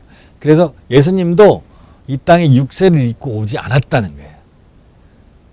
좀 바로 이제 나올 텐데 그 영향은 두 개. 부도덕한 삶으로 나가거나 그리스도가 육신을 입고 이 땅에 오셨다는 걸 부정합니다. 자, 영지주의 주장을 한번 살펴볼게요. 왜냐하면 오늘날에도 영지주의적 주장들이 많거든요. 영지주의자들은 숨겨진 지식, 비밀스러운 지식, 이해하게 되면 자신들은 영적 특권층이 된, 자기는 특별하다, 하나님의 특별 계시를 받았다, 우리만 아는 어떤 특별한 지혜를 받았다라고 생각하는 사람들이에요. 옳고 그른 것 사이에 일반적인 구분을 뛰어넘는다. 자기들은 이 땅에서 도덕률을 뛰어넘는다. 맞다 틀리다, 옳고 그름 뛰어넘는다. 영지주의는 물질은 원래 악하다고 생각합니다. 물질은. 그래서 인간의 육체는 악한 거예요. 그러니까 육체는 악한 거예요. 악하면 둘 중에 하나입니다. 버리거나 아니면 상관없거나. 영지주의자들은 하나님의 사람이 되었다는 기독교의 주장을 믿지 않았어요. 예수님을 만난 적도 없고 예수님을 만난 사도들에게 직접 얘기도 들은 게 아니니까 사람의 육체가 근원적으로 악하다고 생각했기 때문에 하나님이 육체로 오셨다는 것을 부정합니다. 예수님이 이 땅에 육신을 입고 오셨다는 걸 부정해요. 인간 예수님과 세례 받으실 때 예수님에게 임하셨다가 인간 예수님이 있고 세례 받으실 때 그렇죠? 하늘에서 성령이 임하잖아요. 그때 이제 영으로서 오셨다는 거예요. 그리고 십자가 달리시기 직전에 그 영이 떠난 거예요. 그러니까 인간 예수는 살아가는데 예수 안에 하나님이 영으로 오셨다가 그 몸을 잠깐 빌리고 있다가 떠나버리셨다. 그러니까 하나님은 누구예요? 이 살았다가 죽고 가신 분은 그냥 사람이고 영혼이 왔다가 가는 거죠. 영혼이 그 몸에 왔다가 가는 거예요. 영혼이 오면 그가 바로 예수예요. 그가 바로 그리스도예요. 인간 안에 하나님의 영이 오면 그가 바로 누가 돼요? 하나님이 되는 거예요. 굉장히 위험하죠. 왜? 지금도 이런 주장을 하니까. 지금도 이런 주장하는 사람은 어떤 주장이에요? 내가 예수다. 이런 맥락인 거예요. 그 사람은 이 땅에 몸을 입고 왔지만 그 몸 안에 하나님의 영이 들어와, 예수의 영이 들어와서 그 사람이 예수가 되는 거예요. 그러니까 지금도 영지주의 입장에서는 지금도 내가 예수다, 재림 예수다 이렇게 주장할 수 있는 거예요. 영지주의가 굉장히 위험한 겁니다. 그래서 우리는 예수님이 육신을 입고 이 땅에 오셨다는 것을 명확하게 우리는 믿고 또 성경은 명확하게 이걸 말해주고 있어요. 그래서 영지주의는 그런 쪽으로 흘러갑니다. 그래서 지금도 많은 이단들이 영지주의적 성향이 있는 거죠. 영으로서 하나님의 특별한 영이 나한테 왔어요. 저한테 온 게 아니라 그에게 온 거예요. 그 사람, 그 주장하는 사람이에요. 그러니까 그 사람이 누구예요? 하나님이에요. 예수님이에요. 하나님이에요. 성령이에요. 특별한 목적으로 왔다. 그게 영지주의 주장과 같다라는 거예요. 그 영지주의는 초대교회 이단입니다. 영지주의자의 모든 물질이 악한 것이었다. 그들에겐 단지 영만이 정결한 것이었다. 영적인 차원으로만 올라가. 이를 가르치면 종류 부작용을 낳는데 그 중에 하나 육체를 극복하려고 노력했던 사람들이 개인적인 윤리에 대해서 개인적인 윤리에 등한시하는 거예요. 이제 몸으로 사는 것들은 도둑질을 하든 뭘 하든 별 상관이 없는 거예요. 이제 자신의 순수한 영혼은 지상의 죄악에 의해 더러워질 수 없다고 믿는 겁니다. 내가 육체로 뭘 해갔든 그거는 나의 영혼과 상관없다라고 생각하는 거예요. 그러니까 그러면 어떻게 해요? 육체의 소욕을 끊고 절제의 삶을 살아야죠. 육신의 욕심을 따르지 말아야겠다 생각해야죠. 그게 아니에요. 육신의 욕심을 무조건 다 해도 상관없어요. 도둑질해도 거짓말해도. 이단들의 특징이 그거 있잖아요. 이 땅에서 영혼의 구원이 목적이기 때문에 육신이 하는 거짓말, 육신이 하는 뭐 물질적인 어떤 것들 이런 것들은 다 아무것도 아니다. 이 땅에 있는 재물도 아무것도 아니다. 육신으로 연결된 가족도 아무것도 아니고 돈도 아무것도 아니고 재산도 아무것도 아니고 그거 다 뭐 했을 거냐. 그 영지주의적 영향입니다. 그게 다. 가연설, 일종의 시뮬레이션, 홀로그램. 어떤 사람은 예수가 실제 하는 사람이 아니라 단지 사람처럼 보는 헛개비, 우리 식으로 요즘으로 말하면 홀로그램, 가상현실.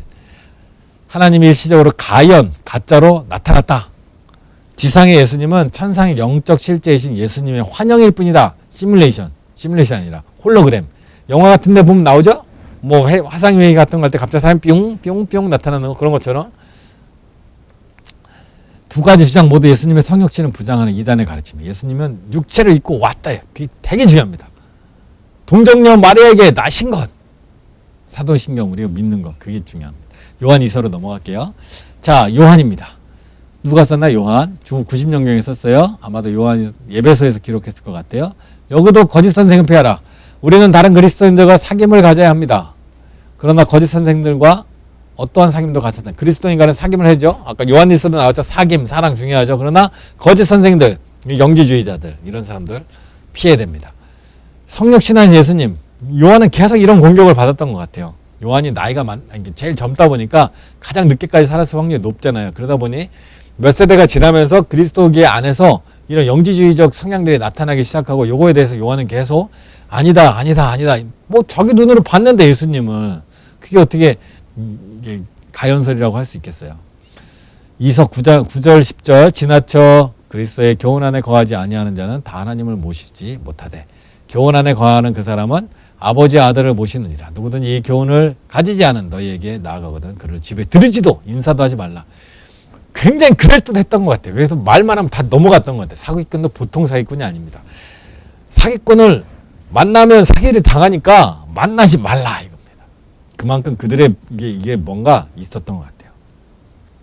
요한이서는 진리를 대적하는 자들과 결코 사귀지 말라. 진리를 대적하는 자들의 능력이 상당한 겁니다. 우리가 그만한 실력이 아직 없어요. 그러니까 만나지 마세요. 요한 3서입니다. 쓴 사람은 요한, 받는 자는 가이오. 주 90년경쯤 됩니다. 에베소에서 기록됐을 것으로 보이고 진리를 위해 함께 일하라. 요한은 복음을 전하면서 아시아 교회들을 굳세게 세울 순회 전도자들을 파송했습니다. 이 순회 전도자들은 성도의 훈을 받았습니다. 요한은 참된 기독교 선생들을 영접하여 환대하는 것이 진리를 위해 함께 일하는 것이다. 예. 교회에서 교육자들의 생활을 할 수 있도록 해서 다른 일을 하지 않고 오직 목회, 말씀과 기도, 목회에 전념할 수 있도록 하는 것. 이것이 바로 함께 일하는 일이다. 각자의 역할이 있다라는 거죠.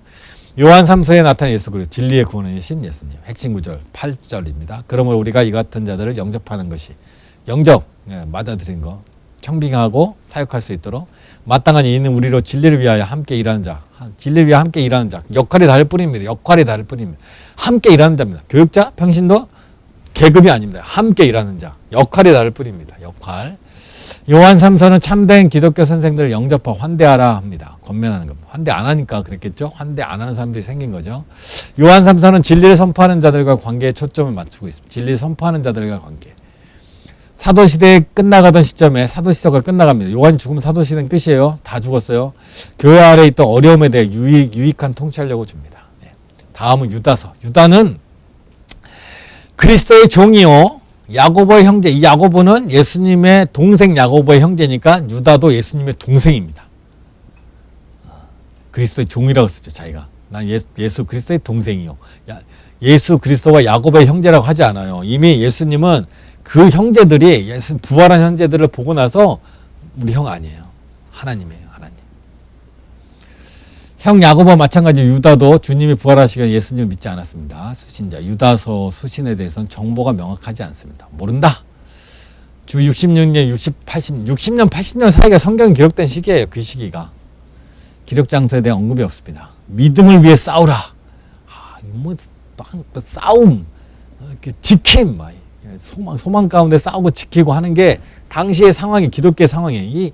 이 당시 상황이 굉장히 녹록하지 않은 상황입니다. 부흥기가 아니었어요. 힘든 시기였어요. 그러니까 믿음에 막 안에서도 흔들리고 외부는 공격이 있고 유다는 가만히 들어온 거짓 선생, 여기도 거짓 선생들 나오잖아요. 가만히 들어왔더니 가만히 조용히 들어와서 거짓 선생들이 해치고 다니는 거죠. 유다서에 나타난 예수 그리스도. 우리를 능히 보호하십니다. 박해가 심하니까 보호하신 예수님. 거침이 없게 하실 그리스도. 우리로 영광하며 흠이 없다. 흠이 없이 지켜나가야 되는 거죠. 변절되지 않고 스크래치 가지 않고 순수한 믿음을 지켜가야 되는 거죠. 핵심 구절 3절 사랑하는 자들아 우리가 일반으로 받은 구원에 관하여 너희에게 편지하려는 생각이 간절하던 차에 성도에게 단번에 주신 믿음의 도를 위하여 믿음의 도. 믿음은 한 번만 예수를 영접하면 끝나는 겁니다. 힘써 싸우라. 너희를 권하여야 할 필요를 느끼고 있다. 흔들리고 있다라는 얘기죠. 유다는 교회 안에 거짓 선생들, 이때 거짓 선생들. 시간이 지날수록 위협에 대한 믿는 성들의 올바른 처신에 대해서 권면하기 위해 기록되었습니다. 자, 이제 마지막 성경 요한계시록. 요한계시록은 이 시대 매우 중요한 성경입니다. 그렇죠? 잘 한번 배워볼게요. 마지막 가봅시다. 네. 요한계시록은 누가 썼냐? 요한은 누구의? 사도 요한이죠. 예수님의 제자 사도 요한. 요한 1, 2, 3서를 쓴 그 요한이 썼습니다. 요한은 그리스도 복음을 증거하다가 로마 정부에 체포되었습니다. 그래서 밤모라는 섬에서 유배되었어요. 지도 볼까요? 에베소에서 요한이 주로 활동했습니다. 요한의 사역을 나중에. 근데 요 앞에 있는 섬으로 유배를 당했어요. 이제 예루살렘에서 요한은 이제 주로 여기서 활동하다 나중에 여기까지 간 이유는 뭐 요한도 전도의 대열에 참여했던 거죠. 선교의 대열에. 그러다가 에베소에서 생을 마칩니다. 아니, 여기 이 지역에서 생을 마칩니다. 예. 그렇죠. 고향하고 이게 얼마나 먼 떨어진 거예요. 복음을 위하여. 수신자는 로마 제국의 아시아 지역에 있던 7교회. 아시아는 지역은 여기가 아시아 지역입니다. 지도상으로. 에베소, 아시아 이쪽. 요한계시록은 로마 제국으로부터 극심하게 박해에 직면해 있는 사람들을 위해서 기록. 로마 제국으로부터 박해를 아주 극심하게 받는 사람들을 향하여 쓴 편지다라는 겁니다. 아시아 7교회. 에베소 여기 있죠. 로마가 이제 밤모섬 여기 있고 요한이 주로 활동. 여기에서 서머나, 버가모, 두아디라, 사데, 빌라델비아, 라오디게아, 골로새. 루기아, 아시아 여기 아시아 지역입니다. 여기 아시아 지역. 주 약 95년에서 90년 이제까지 나온 연도 중에 가장 늦은 것 같아요. 요한계시록은 기독교에 대한 로마의 박해가 공공연해질 즈음에 이후에 200년간 박해가 심합니다. 기독교가 이제 300년대에 가야 이제 공인받고 이제 인정받기 시작하니까.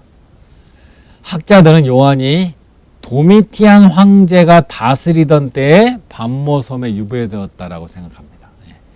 도미티안 황제가 몇 년인지 잘 모르시겠지. 아무튼 그런 황제가 있었어요. 아시아 교회들이 성숙기를 지나 세택, 일단 초창기에 바울을 비롯한 사도들, 제자들이 막 전도를 하고 선교를 해서 각 곳에 교회들이 막 생기고 곧 예수님이 오실 거기 때문에 말세, 종말의 때를 막 준비하고 인내하고 참고 아무리 박해가 와도 막 참고 있었는데 시간이 점점 지나가니까 이제 내부에서는 영지주의도 등장하고 막 이런 하다 보니까 또 박해도 심하니까 약간 세태기가 왔던 것 같아요. 세태기에 들어설 때쯤 세월이 많이 흘렀음을 짐작할 수 있습니다. 왜냐하면 처음 사랑을 버렸다. 시간이 지났으니까 첫사랑 하면 10대가 첫사랑도 있겠지만 보통 이제 첫사랑 그러면 이제 옛날 옛사랑을 얘기하는 거니까. 기록 잔서는 밤모섬 아까 지도에서 봤죠. 유배 생활 중에 이제 시간적으로 보면 주일이었을 것 같아요. 주일날 예배 장면 속의 환상을 봤던 것 같아요.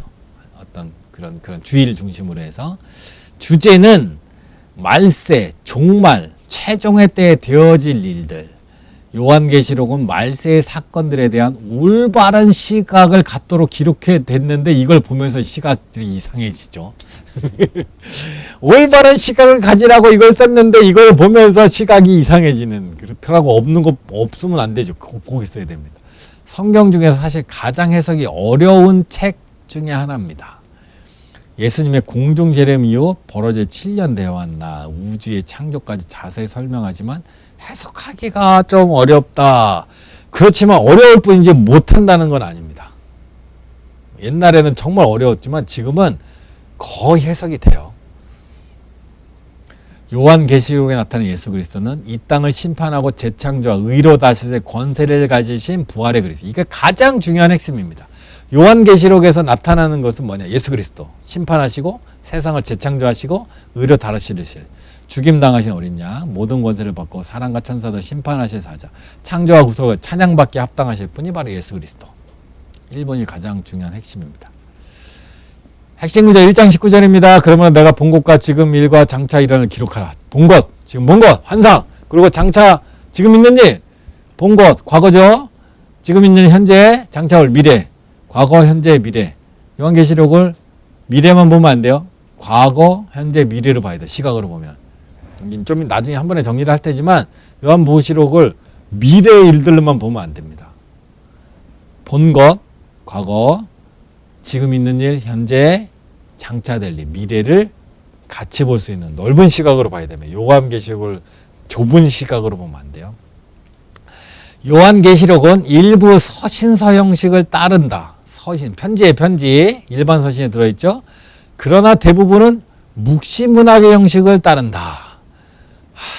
어려운 말 나왔어요. 묵시문학. 다른 말로 하면 계시라고 할 수도 있어요. 묵시가 계시. 묵시는 뒤에 설명을 따로 조금 할게요. 묵시라는 것을 일단 문학이라는 거 알죠? 그 문학은 뭐 연애소설이라는 뭐 문학은 다 그 틀이 있어요. 어떤 틀. 양식이라고 해요. 문학 양식이라고 그러죠. 우리는 영화를 보면 영화에도 양식이 있잖아요. 가장 기본적인 양식이 기승전결. 서론, 본론, 결론. 서론에 인물이 나오고 막 전개가 되다가 클라이막스에 이뤘다가 대단원에 해결이 되는 거. 그런 식의 어떤 문학, 일종의 그런 스토리가 있기 때문에 문학이라고 하고요. 묵시라는 개념은 좀 이따가 설명드릴게요. 한 번에 나중에 정리할 때. 긴 설명은 아니지만. 요한은 이 책을 예언서라고 또 칭했어요. 예언서, 예언의 말씀이라고 말하고 있어요. 자, 묵시문학의 특성상, 묵시문학의 특성 중에 하나는 뭐냐면 상징적인 언어, 비유적 표현. 이게 요한계시록의 특징이에요. 묵시문학. 문학의 장르라, 문학이라는 건 장르라 그랬죠. 하나의 장르. 근데 묵시문학이라는 장르는 상징적인 언어를 잘 씁니다. 그리고 비유적 표현을 잘 써요. 근데 상징적 언어도 쓸 때 이 요한은 편지라고 했죠. 편지는 수신자가 있잖아요. 수신자들이 이해할 수 있는 언어로 쓰는 거예요. 이해할 수 없는 언어를 쓰면 편지가 아니에요. 소통이 안 되죠. 제가 누군가에게 편지를 쓰는데 전혀 이해할 수 없는 말을 다 쓴다고 생각해 보세요. 이해가 말이 안 되잖아요. 제가 믿지 않는 한 번도 예수님의 이야기를 듣지 못한 완전 초신자한테 편지를 쓰는데 복음이 어떻고 성경이 어떻고 야고보서가 어떻고 계시록이 어떻고 막 이런 우리 믿음의 언어, 신앙의 언어만 쓴다면 이건 편지가 아니에요. 그건 편지가 아니에요. 소통이 안 되잖아요. 그 사람이 이해할 수 있는 언어. 상징적인 언어를 쓰지만 비유적인 표현을 쓰지만 당시 유대인들은 이해할 수 있는 말을 썼어요. 그러니까 우리가 지금 이해하기 어려운 책이지 당시 유대인들은 이 책을 읽으면서 거의 대부분을 이해했을 거예요. 우리가 아직 그 이해하는 틀이 조금 부족한 부분들이 있어서 아직 이해하기 좀 어려운 부분들은 분명히 있지만 요한계시록은 구약을 약 300번 넘게 이해하고 300번 넘게 썼다는 거예요. 구약을. 구약적인 배경이 있는 사람들이 이해하기 쉬운 책이에요. 유대인들은 아마 당시에 이 책을 읽고 굉장히 이해도 잘했고 은혜도 많이 받았을 것 같아요. 상징적인 숫자도 나옵니다. 교묘한 체계. 교묘하다는 건 외부인들이 잘 이해할 수 없다는 거예요. 외부인들은 누구예요? 로마 사람들. 이게 왜 상징적인 언어를 썼냐? 당시의 상황은 로마로부터 박해를 받는 상황이에요. 박해를 받는 상황이다 보니까 로마인들에게 또 빌미를 제공하면 안 되겠죠. 그러나 유대인 그리스도인들, 하나님을 믿는 사람들에게는 용기를 줘야 되잖아요. 종교 지도자로서 요한이. 그러니까 유대인들이 이해할 수 있는 용기를 주는 말을 쓰되 로마인들은 이해할 수 없는 말. 이것이 바로 묵시문학인 거예요. 한 면에서 보면. 계시록을 그렇게 어려운 책으로 만드는 것은 그 안에 있는 300개 이상의 상징이라는 걸 잘 유념해 두시죠. 상징. 청각장애인이 각각의 몸동작으로 의미를 지닌 수화를 하는 것처럼 그렇게 저자 요한은 그가 사용하는 각각의 상징들의 어떤 목적과 의미를 부여하고 있어요. 우리는 근데 이게 잘 문화적 차이예요. 이해가 안 돼요. 우리의 어려움은 요한 성령님 의도했던 방식대로 그 상징을 해석하는 거예요. 그 방식대로 해석해야 돼요. 다르게 해석하면 이단으로 가는 겁니다. 그 방식을 해석해야 돼요. 그런데 그 방식을 해석하는데 지금은 굉장히 해석이 잘 이루어졌어요. 왜냐하면 구약을 300번 이상 이용했다 그랬잖아요. 좀 아까. 그러니까 구약을 인용한 상징이니까 구약과 매칭. 제가 처음부터 계속 말씀드리고 신약을 읽을 때 구약과 매칭. 성경은 통합적으로 봐야 돼요. 계시록도 마찬가지. 구약과 매칭을 통해서 보니까 요한 계시록의 표현법,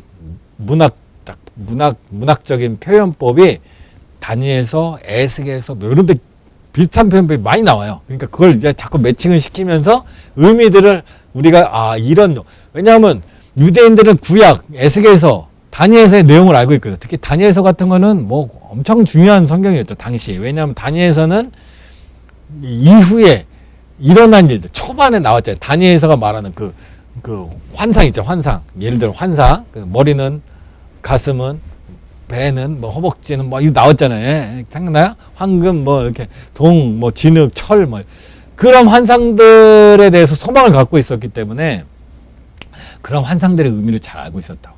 그런 잘 아는 사람들에게 그 언어들을 가지고 표현했기 때문에 이해할 수 있다. 해석하기 어렵기 때문에 공부에 이 요한계시록을 보는 크게 두 가지 입장이 있어요.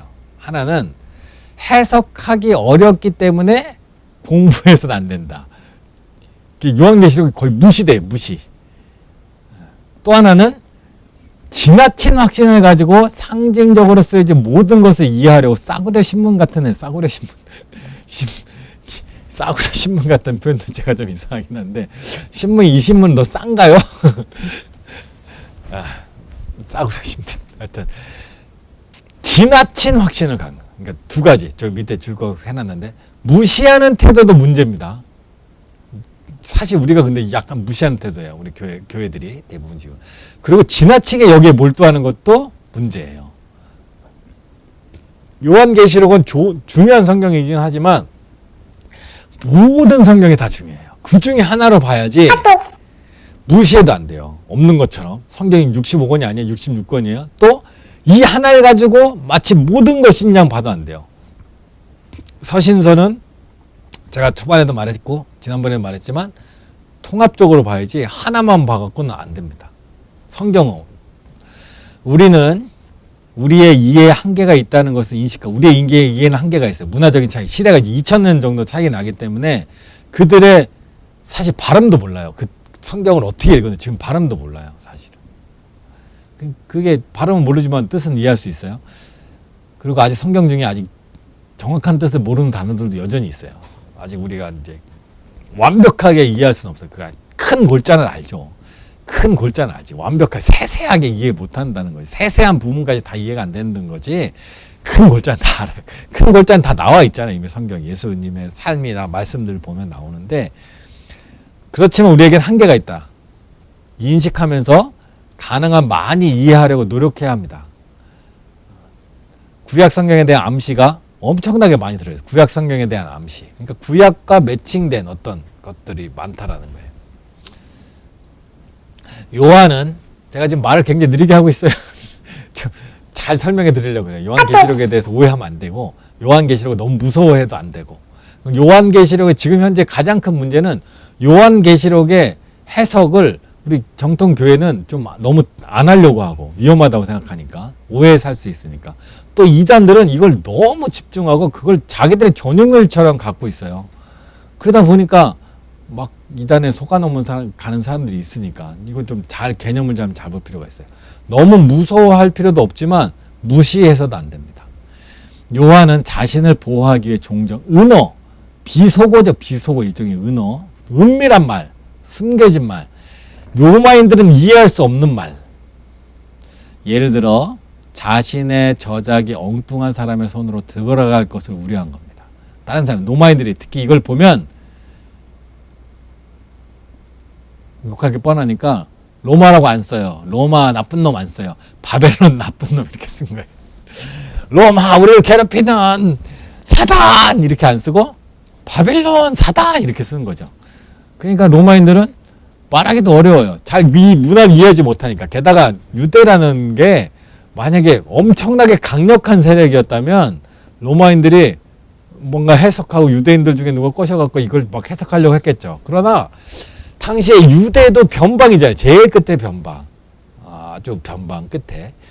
근데 그 유대 중에서도 기독교는 더 소수잖아요. 엄청 극소수인데 뭐 이걸 설마 입수했다고 하더라도 이게 죽은 자가 살아났다고 주장하는 바로 그 기독교냐 하고 그냥 넘어갈 수 있는 이런 황당한 책이라고 했겠죠. 그냥 읽으면 그냥 엄청나게 황당한 책이잖아요. 사실은 그 의미를 모르면 그래요. 아무도 요한의 환상에서 각 세부 사항의 정확한 의미를 찾아낼 수 없습니다. 상당수는 알고 있지만 모든 것을 다 할 수 없다는 얘기예요. 각 상징을 급하게 풀이하려는 사람은 상징의 의미와 책이 장대하게 호소하려고 하는 바를 놓치기 쉽습니다. 우리 전체적인 맥락적으로는 이해해요. 지금 우리가 다. 근데 세부적으로 들어가서 순서, 이게 무슨 순서지? 또 얘가 상징하는 뭐지? 라고 정확하게는 아직은 완벽하게는 잘 모릅니다. 아마 영원히 완벽하게 알진 못할 것 같아요. 그래서 우리가 항상 겸손한 마음으로 로마서를, 요한계시록을 대해야 됩니다. 요한계시록은 말세 사건들에 대한 올바른 시각을 갖도록 기도. 안타깝죠. 근데 올바른 시각을 이 성경이 갖도록 기록된 거예요. 그래서 우리가 다시 이 목적에 맞게 다시 요한계시록을 볼 필요가 있어요. 지금은 이제 많이 오해되고 있는 부분들이 많은데 이해할 수 있습니다. 자, 중요한 목적 중에 하나가 핍박받는 성도들에게 위로와 힘을 제공하려고. 이 요한계시록을 읽으면 위로와 힘이 되는 거예요. 고난받는 사람이. 로마에 고난받는 사람이. 그런데 지금 이 요한계시록을 악용하는 사람은 요한계시록을 통하여 뭘 줘요? 두려움을 줘요. 너 큰일 났어. 이거 봐. 큰일 났어. 이게 아니라 옛날 원래 요한계시록은 읽으면 와 이게 견뎌내야 되겠다. 이 책을 읽으면서 견뎌내겠다. 참아내겠다. 이 어려운 고통을 이겨내겠다. 왜 소망이 있다. 이렇게 생각되는 게 정상인데 이걸 막 잘못 사용하면 이걸 보면서 나 큰일 났네. 나 어떡하면 좋아. 이렇게 된다는 거예요. 그러니까 근본적으로 위로와 힘을 주는 책입니다. 그리스도께서 자신과 성도들을 대항하던 모든 세력들의 최후 승리를 얻을 것이기 때문에 그리스도가 최후 승리를 얻게 되는 것이 바로 요한계시록의 내용입니다. 예수님이 최후 승리를 얻습니다. 예수님이 누구예요? 진짜 통치자. 당시에는 통치자가 누구예요? 로마의 황제. 그러나 진짜 통치자는 누구야? 예수님. 당시에 최고의 나라는 어디? 로마 제국. 그러나 진짜 나라는 어디? 하나님의 나라.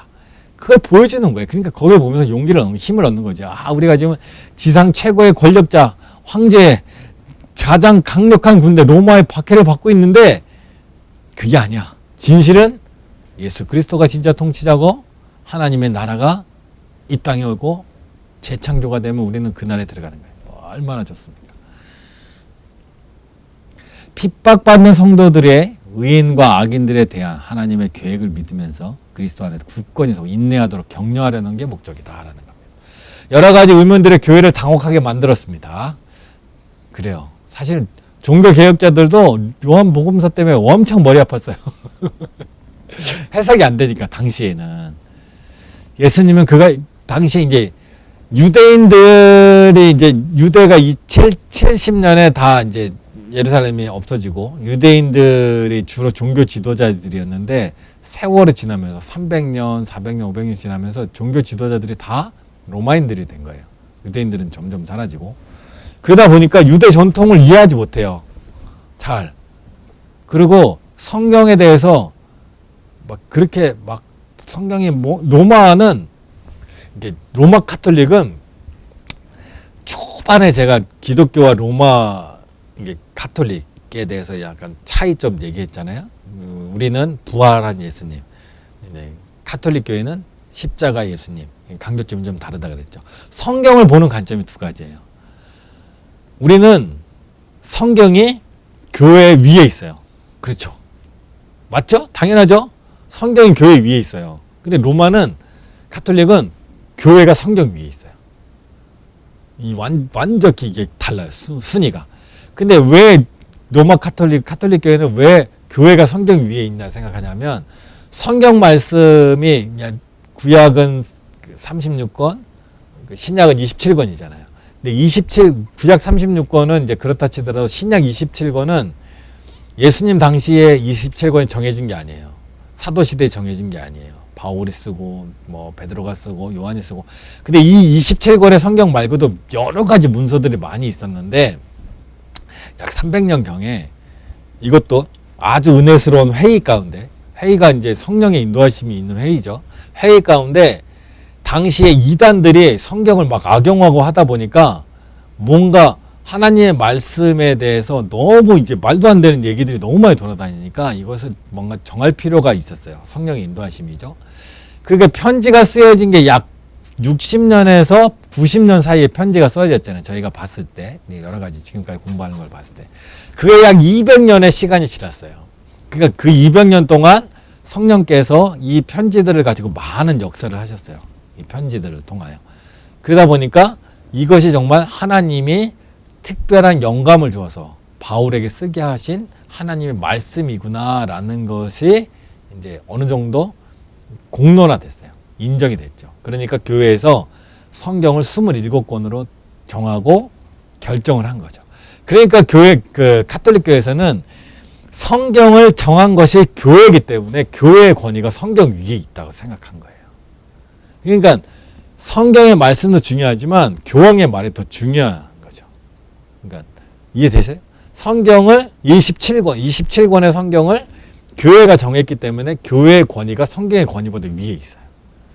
그러면 우리는 어떻게 생각하나요? 우리는 성경이 그래도 교회 위에 있어요. 왜냐하면 교회가 당시 300년대 교회가 이 성경을 썼냐? 성경을 누가 썼어요? 이미 성경은 존재하고 있는 거예요. 단지 교회는 200여 년의 세월이 지나오면서 성령이 이 편지들을 통하여 복음서들을 통하여 역사하신 것들을 교회가 확인을 하고 성령의 일하심을 따라서 성령의 인도하심을 따라서 그 회의 안에서 결정을 했을 뿐이지 성경이 교회 이전에 쓰여졌고 성경이 교회의 권위 위에 있는 건 당연하다고 생각하는 거죠. 여러분 만약에 교회의 권위가 성경보다 위에 있다 그러면 가톨릭으로 가십시오. 저는 네버. 교회는 성경을 쓸 수 없어요. 그럼 지금도 성경을 쓰시지. 절대 그럴 수 없습니다. 성경은 이미 성경을 쓸 때 성경이라고 생각하고 쓴 사람은 하나도 없습니다. 사도 바울 또한 마찬가지예요. 당연히 성령의 인도하심을 따라 각 필요에 따라 그때 상황에 따라 성경을 쓰게 했고 그것이 200여 년의 세월 동안 역사했고 그것을 보고 따라서 간 것이죠. 그러니까 성경의 권위가 위에 있는 겁니다. 자, 그래서 다시 돌아오면 여러 가지 의문들이 교회를 당혹하게 만들었습니다. 예수님은 그가 약속하신 대로 오시는 것일까? 그는 어디로 가셨는가? 무엇을 하기 위해 가셨는가? 그는 왜 즉시 오시지 않는가에 대한 여러 가지 문제들을 계시록은 다루고 있다. 일일이 설명하는 것이 아니라 보여주고 있습니다. 환상을 통하여 보여주고 있습니다. 창세기가 시작의 책이라면 요한계시록은 성취의 책입니다. 완성은 아닙니다. 완성을 보여주고 있죠. 최후의 완성. 요한계시록은 하나님의 구원 계획이 마침내 완성된다. 22장 완성. 하나님의 거룩하신 이름이 모든 창조물 앞에서 영광을 받으신다라는 것을 보여주고 있습니다. 요한계시록이 없는 성경을 상상해 보라. 구약시대부터 네 복음서가 나왔고 사도행전을 통하여 모험적 선교사에게 소개됐고 서신서가 그들을 잇다. 여기까지는 다 좋다. 그러나 한 가지 빠졌다. 역사는 이제 어디로 간가? 미래는 어딘가? 요한계시록이 우리에게 비전을 제시합니다. 비전이라고 그랬어요. 창세기의 처음 3장과 계시록의 마지막 3장 사이엔 특별한 강한 대비가 있습니다. 실제적 의미에서 구약과 요한계시록을 한번 맞추는 것들에 대해 예를 몇 가지 볼 거예요. 실제적인 의미에서 요한계시록 21장 21절 새로운 창세기다라고 했습니다. 다 볼까요? 창세기 1장 1절 태초에 하나님이 천지를 창조하셨죠. 21장 1절 내가 새하늘과 새 땅을 처음 하늘과 처음 땅이 없어졌고 바다도 다시 있지 않더라. 연결되어 있는 게 처음 땅과 처음 땅은 없어졌고 새하늘과 새 땅이 본이 창조되었어요. 새하늘과 새 땅이 1장 5절 볼까요? 하나님의 빛이 낮이라 부르시고 어둠을 밤이라 부르시니라. 저녁이 되고 아침이 되니 첫째 날이니라. 자, 21장 25절 낮에 성문들이 도무지 닿지 아니하리니 거기는 밤이 없다. 저녁이 되고 아침이 되니 어둠이 하늘의 빛이 낮에 나타났죠. 그때 이제는 새로운 창조에는 어때요? 첫 번째 창조에서는 낮과 밤이 있어요. 어둠과 밤이. 그런데 이 어둠은 또 무엇을 상징하냐? 여러 가지 상징이지만 기본적으로 어둠은 악을 상징하거든요. 그런데 재창조 때는 뭐가 없어요? 밤이 없어요. 이제 어둠이 없어요. 밤이 없어요. 사단이 없어요. 선악을 알게 하는 선악 나무 열매를 먹지 말라. 내가 먹는 날은 반드시 죽으리라. 22장 4절 보면 눈물을 그 눈에서 닦아주시니 다시는 사망이 없대요. 반드시 죽으리라는 첫 번째 저주가 풀린 겁니다. 사망에 없고 애통하는 것도 없습니다. 곡하는 것도 없고 처음 것들은 다 지나갔습니다. 처음 창조가 아닌 이제 재창조로 넘어간 거예요. 그런데 계시록 3장 아니 창세기 3장 1절 밤은 여호와 하나님이 지으신 들짐승 중에 가장 간교하라. 뱀이 여자에게 물어 이르되 하나님이 참으로 너에게 동산 나무 열매 먹지 말라 하더냐? 이제 20장 10절 볼까요? 그들을 미혹하는 마귀가 유혹했잖아요. 그들을 남자와 여자를 불과 유황못에 던져지고 대충 거짓 선지자도 없애 새새도록 밤과 나서 괴로움을 받으리라. 그들은 이제 끝났다라는 겁니다. 3장 13절 창세기에 여호와 하나님이 여자에게 이르되 내가 어찌하여 여자가 이르되 뱀이 나를 꾀었나이다. 내가 먹었나이다. 계시록 20장 10절 저주가 없답니다. 하나님과 그 어린 양의 보좌 가운데 있으니 그 종들이 그를 섬깁니다. 이제 저주가 없어졌어요. 하나님이 여인에게 남자에게 뱀에게 저주를 줬잖아. 이제 저주가 없어졌습니다. 3장 16절 창세기 여자에게 내가 너 임신하는 고통 눈물이 없고 닦아주십니다. 이제 고통이 없어요. 고통이 있었는데 애통하는 것도 사망도 없고 사라졌어요. 아픈 것도 없고 저주가 사라졌습니다. 3장 17절 아담이 이르되 나무 열매를 저주를 받고 다시는 저주가 없으며 하나님과 그 어린 양의 보좌 가운데 있으리라. 그 종들 저주가 없어요. 이같이 하나님이 그 사람을 쫓아냈어요. 사람을. 그렇죠? 자 보십시오. 계시록 22장 14절 자기 두루마리를 빠는 자들은 복이 있으니 이들의 생명나무에 나아가며 생명나무 못 먹게 하려고 쫓아냈잖아요. 하나님이 권세를 받으리라. 들어갈 권세. 쫓아냈는데 이제 들어갈 권세를 받은 겁니다.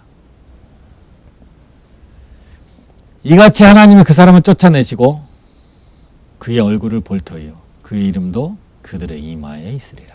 이제 쫓아냈어요. 하나님 이제 넌 날 멀리 가. 볼 수 없어 하나님을. 근데 이제 하나님의 얼굴을 보는 거예요. 예수님의 얼굴을 보는 거예요. 그의 이름도 그들의 이마에 있으리라. 그들의 이름이 그 이마에 있다는 것은 상징이죠. 의미. 이마에 정말 이름 택택택 F 도망자 구원자 뭐 이렇게 쓰는 게 아니라 상징이죠. 그 이마에 있다는 것. 자, 계시록에 대해서 전반적으로 막 내용이 많으니까 막 헷갈리실 것 같으니까 전반적으로 하나 바라볼 시각을 가질 수 있도록 제가 따로 정리한 게 있는데 그것만 잠깐 또 할게요. 잠깐 마지막으로. 자, 요한계시록을 대표적으로 이제 해석하는 법이 크게 보면 네 가지.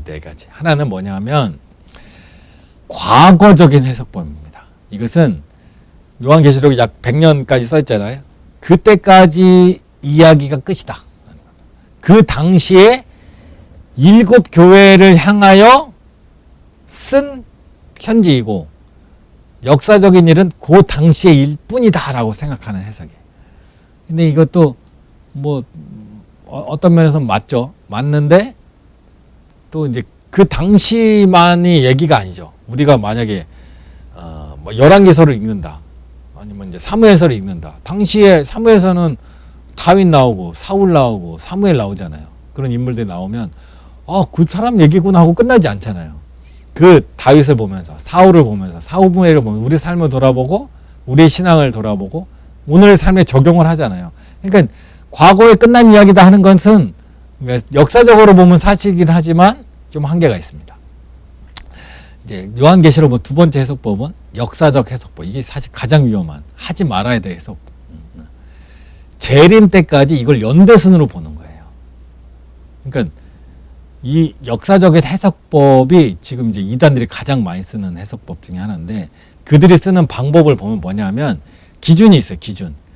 재림 때까지 연대순. 그러니까 요한계시록 1장부터 재림 마지막 장까지를 인류의 역사로 쫙 보는 거예요. 역사적 시간으로. 근데 기준이 있는데 어디가 기준이냐면 요한계시록 16장. 여기 보면 7 대접, 막 7 나팔. 그 최고의 이제 최고로 심한 하나님의 심판이 있는 요한복음 계시록 16장입니다. 요 16장이 약 전체 요한계시록의 3분의 2 지점쯤에 있어요. 길이로 따지면. 네, 웃긴 일이에요, 사실은. 길이로 따지면 약 3분의 2 지점에 요한계시록 16장이 있는데 그 16장의 때를 어디로 딱 잡으면 그 예수님의 태어난 시점으로부터 그 시간의 3분의 2면 그거의 3분의 1 지점 되는 점이 계시록 마지막에 이루어지는 새하늘과 새 땅이 이루어지는 하나님 예수님이 이 땅에 오시는 날이다. 딱 이렇게 정하는 거죠. 왜냐하면 요한 계시록 자체가 하나의 연대를 표현해 주고 있으니까. 역사의 하나의 기록이라고 보니까. 그러니까 계시록 16장을 어느 역사를 보느냐. 근데 여기에 웃기는 거죠. 어느 시점에 그 최고의 박해냐. 그걸 임의로 정하는 겁니다. 임의를 정하고 계산을 했더니 1984년 나오고 1987년 나오고 그러니까 옛날에 뭐 다미성교인이 뭐 휴거가 온다 어쩐다 막 이런 얘기들이 나오는. 그러니까 요한계시록에 있는 일들을 하나의 사건으로 역사에 일어난 사건으로 자꾸 매칭을 시키는 거예요. 물론 이제 성경에 예수님 이제 하나님이 주신 계시를 역사적 사건과 매칭을 시켜서 현실적으로 받아들인다는 점에선 의미는 있지만 굉장히 위험합니다. 왜냐하면 그 매칭하는 게 내가 그 기준이 하나님이 주신 기준이 아니라 내가 생각하고 누군가 생각해서 만들어낸 기준이에요. 그러니까 자꾸 그 오시는 날이 바뀌죠. 그게 요한계시록을 굉장히 오해할 수 있는 겁니다. 그러니까 요한계시록은 자주 아까도 계속 나왔지만 상징, 비유가 많아요. 그러니까 숫자들이 거의 다 상징이라고 보면 돼요. 숫자들의 상징. 그러다 보니까 예를 들어서 14만 4천 명이 이제 구원을 받는다 써 있어요. 14만 4천 명. 그러면 14만 4천 명이 상징적인 숫자냐 진짜 숫자냐. 진짜 숫자면 정말 14만 4천 명만 받는 거예요. 그러면 예수님이 온 인류를 구원하기 위해 아까 이제 그 베드로 때도 나왔잖아요. 하나님 오래 참으시고 모든 사람을 구원하려고 오래 참으신 분이 딱 14만 4천 명 구원한다? 말이 안 되죠. 지금 인구가 60억이 넘는데 말이 안 돼요. 14만 4천 명은 뭐냐? 상징적인 의미죠. 많은 숫자. 엄청나게 많은 숫자. 당시에는 억 단위는 상상도 못하는 숫자예요. 사실은. 100만 상상 못해요. 당시에. 인구가 100만 명이 사는 도시가 뭐 있을까 말까 한데 14만 4천이라는 거는 144 곱하기 1000이에요. 144는 뭐예요? 12의 제곱. 12 곱하기 12가 14, 144고 거기에 1000. 그러니까 10이라는 건 이제 만땅 숫자입니다. 만땅 숫자. 12제자, 12지파. 만땅 제자가 두 번 곱했으니까 144는 많은 거. 게다가 1000. 1000은 하루가 1000년 같고 1000년이 하루 같고 많은 걸 상징해. 1000년 왕고 많은 걸 상징해. 그러니까 그게 합쳐지니까 14만 4천. 그러니까 어마어마하게 많은 사람. 모든 구원받는 인류를 상징한다고 봐야 돼요. 그러니까 계시록은 상징으로 봐야 될 것 상징으로 봐야 되고 리얼한 무엇으로 봐야 될 때 리얼한 무엇으로 봐야 됩니다. 그게 헷갈리면 안 돼요. 그냥 아무튼 역사적 해석 보면 가장 위험합니다. 어떤 징조가 있으니 처처에 지진이 일어난다? 지진이 오늘만 일어나나 이 시대만 일어나나 100년 전에도 있고 500년 전에도 1000년 전에도 있죠. 그런 걸 내가 이제 경험하는 것 가지고 성경을 막 임의로 해석하면 안 돼. 그리고 그때를 위하여 기록이 되어 있으면 만약에 생각해 보세요. 2000년대에 예수님 오신다 생각해요. 그때를 위해 성경을 기록했으면 1000년도에 사는 사람한테 요한계시록은 아무 책도 아닙니다. 의미가 없어요. 전혀 의미가 없어요. 그런 식으로만 해서 그런 용도로만 쓰였다면 아무 의미가 없죠. 그래서 역사적 해석 보면 가장 위험하다. 이렇게 해서 요한계시록 가지고 막 와갖고 보세요. 이거 보세요. 이런 일들이 지금 일어나고 있잖아요. X. 그런 말 들으면 무조건 그 사람 말 들을 필요 없어요. 그거는 우연의 일치라고 생각하면 돼요. 그냥 우연히. 그렇게 해석하는 건 말도 안 되는 얘기. 지나면 다 다릅니다. 그래서 자꾸 계시록에 있는 사건을 가지고 이거 보세요. 이 사건이 지금 이 사건과 같습니다. 누가 그렇대요? 누가 그걸 기준을 누가 말해요? 자기 마음 자의적인 해석이에요. 사사로이 푼 거예요. 그게 바로. 그러니까 어떤 사건을 자꾸 성경에 매칭을 시키려고 하는 게 되게 위험합니다. 자, 또 하나 해석법은 영적 해석법이에요. 이건 아예 역사적인 일과는 무관한 거다 생각하는 거예요. 모든 게 상징이다.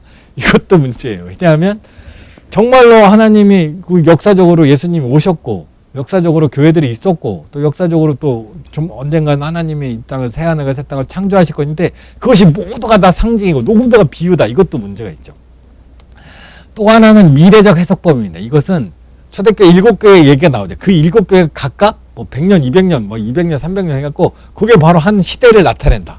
그래서 7번째 교회가 끝나면 끝난다. 이런. 그래서 7교회를 시대 구분하는 데 사용하는 방법인데 다 이제 우리가 의미는 있어요. 받아들일 만한. 그래서 이런 방법들을 사실은 어느 한 방법을 취한다기보다 요 의미들을 잘 이해하고 보는 게 중요합니다. 그래서 하여튼 요한계시록 볼 때 다양한 해석의 방법이 있지만 하나만 특별히 역사적 해석 하나에 꽂혀가지고 막 임의적으로 해석하는 건 매우 위험하다는 거예요. 역사에 매칭시키는 건 위험합니다. 다음에 보면 이제 좀 더 명확해지는데, 요한계시록을 이해할 때 우리는 요한계시록의 특징이라는 상황들을 가지고 전체적으로 한번 이해할 필요가 있어요. 요한계시록의 특징은 뭐냐? 세 가지입니다. 세 가지를 생각하시면 돼요. 기본적으로 요한계시록. 읽으면서 세세한 부분들은 따로 공부하셔야 되는데, 어쨌든 요한계시록에 대해서 막 그 이단적인 사상으로 오는 사람들에 대해서는 요 세 가지 생각만 가지면 구별할 수 있어요. 세 가지는 뭐냐면 요한계시록의 특징이 하나는 묵시 문학이다. 하나는 예언이다. 또 하나는 편지다라고 생각하시면 돼요. 요한계시록에. 일단 묵시라는 거 아까 제가 잠깐 설명드렸는데, 묵시는 뭐냐? 묵시라는 건 일종의 이야기입니다. 이야기 구조가 있어요. 어떤 이야기, 기승전결 같이 이야기 구조가 있어요. 계시록 얘기 보면 뭔가 스토리가 있잖아요. 이렇게 중간 4장부터 보면. 또 이게 은밀한 누군가만 알고 있는 언어예요. 유대인들만 알고 있는 언어. 그리고 상징. 그리고 이게 환상의 모양으로 보여집니다. 환상의 모양으로. 왜냐하면 로마 사람들이 보면 이해하면 안 되니까. 그렇지만 유대인들은 이해해야 되잖아요. 유대인들은 이해하되 로마인들은 이해할 수 없는 은밀한 언어, 은밀한 상징, 환상에 표현될 수가 있어요. 이것의 목적은 뭐냐? 고난받는 이들을 위한 위로와 격려. 이 시작이 언제 시작됐냐면 다니엘서부터 시작되는 거예요. 다니엘 때부터. 다니엘 시대도 묵시 문학적인 요소로 쓰여졌어요. 왜냐하면 거기서 환상들 많이 나오잖아요. 계시들 많이 나오잖아요. 그 환상들은 뭐예요? 당시 다니엘 때도 이 유다가, 이스라엘이 막 흩어지고 다른 나라에 속국이 되고 고향을 잃어버리고 그랬잖아요. 그 사람들이 아무리 잘해줘도 내 나라에 돌아가야죠. 내 땅에 돌아가야죠. 하나님이 약속하신 나라에 돌아가야죠. 그러니까 외국에 나라를 빼앗기고 외국에서 살아갈 수밖에 없는 이스라엘 사람들에게, 디아스포라죠. 유대인들에게 소망을 주는 거예요. 회복시켜 주실 것이다, 하나님이. 근데 그 회복이라는 게 뭐예요? 결국은 지금 자기들을 다스리고 있는 나라를 반란을 일으켜야 되잖아요. 물리적으로, 군사적으로 한다면. 그렇지 않으면 다른 더 강력한 나라가 이 나라를 망하게 만들어야 우리가 돌아갈 수 있는 거잖아요. 최소한 그런 기회가 돼야. 지금 이 나라에 계속 속해 있으면 떠날 수가 없잖아요. 아시리아에 계속 속해 있으면 떠날 수가 없어요. 페르시아에 계속 속해 있으면 떠날 수가 없잖아요. 만약 그들이 보내주지 않는다면. 그러니까 그들에게 소망을 주는 거죠. 다시 돌아갈 거다. 은밀한 언어. 하나님 회복시킬 거다. 은밀한 언어, 상징, 환상을 통해 보여주는 거예요. 위로하고 격려하는 거예요. 참자. 잘 견뎌내자. 주님이 우리를 회복시킨다 했다. 그러나 바벨론 사람들은 이해할 수 있는 말이면 안 돼요. 그들이 이해하면 이것들이 이상한 꿈을 꾸고 있나 하면서 막 공격할 게 뻔하니까. 그게 바로 묵시예요. 묵시. 그러니까 상징의 언어를 써서 우리만의 언어로 위로하고 격려하려는 게 바로 묵시다라는 거예요. 그러니까 묵시를 보면 묵시는 상징이다. 상징의 의미들을 이해해야 돼. 그걸 실제로 자꾸 매칭하면 안 돼. 예를 들면 이제 악마의 숫자 666, 뭐 그걸 가지고 뭐 컴퓨터가 떴다는데 당시에 666 쓰는 사람이 컴퓨터를 어떻게 알아요, 이게. 말도 안 돼. 근데 이 666을 보면 유대인들은 이해했다는 거예요. 이게 뭐 모르는 말이 아니에요. 유대인도 모르고 로마도 모르면 뭐하러 그 편지를 씁니까? 666이라는 것은 당시의 사람들에게는 유대인들이 쓰는 그 어떤 문자를 가지고 숫자를 표현하는데, 유대인들에게 당시에 이걸 쓸 때 가장 로마 황제 중에 박해했던 사람이 네로거든요. 네로인데 사실은 원래는 니은이 더 네론이라고도 불려요. 근데 네론에 우리로 하면 니은, 어이, 리을, 오, 뭐 이거를 유대의 말, 히브리 말로 하면 그것을 숫자로 변환을 시킬 수가 있어요. 그 숫자를 변환시켜서 합치면 666이 나옵니다. 그래서 로마에 살고 있는 로마 황제 네로를 악마로 본 거죠. 적그리스도. 왜?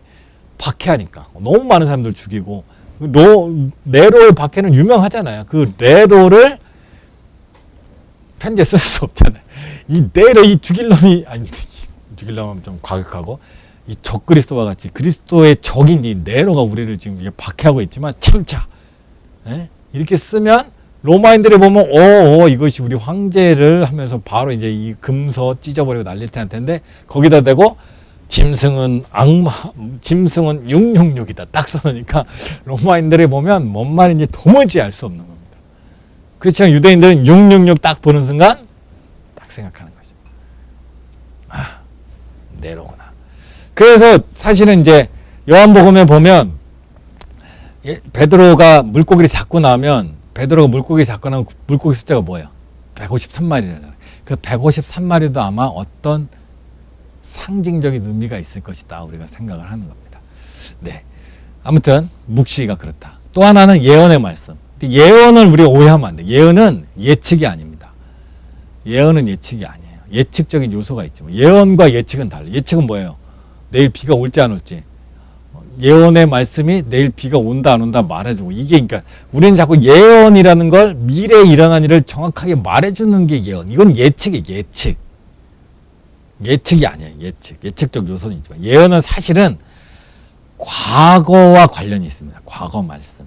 그러니까 예언이라는 게 뭐냐면 성경에서 말하는 예언은 이 예언의 말씀을 읽는 자, 듣는 자, 지키는 자 복이 있다. 이 예언의 말씀은 하나님께서 약속하신, 과거에 약속하신 또는 하나님께서 과거에 행하신 그 일들을 비추어 봤을 때 하나님이 곧 그런 일들을 행하실 것이다 라는 것이 바로 예언입니다.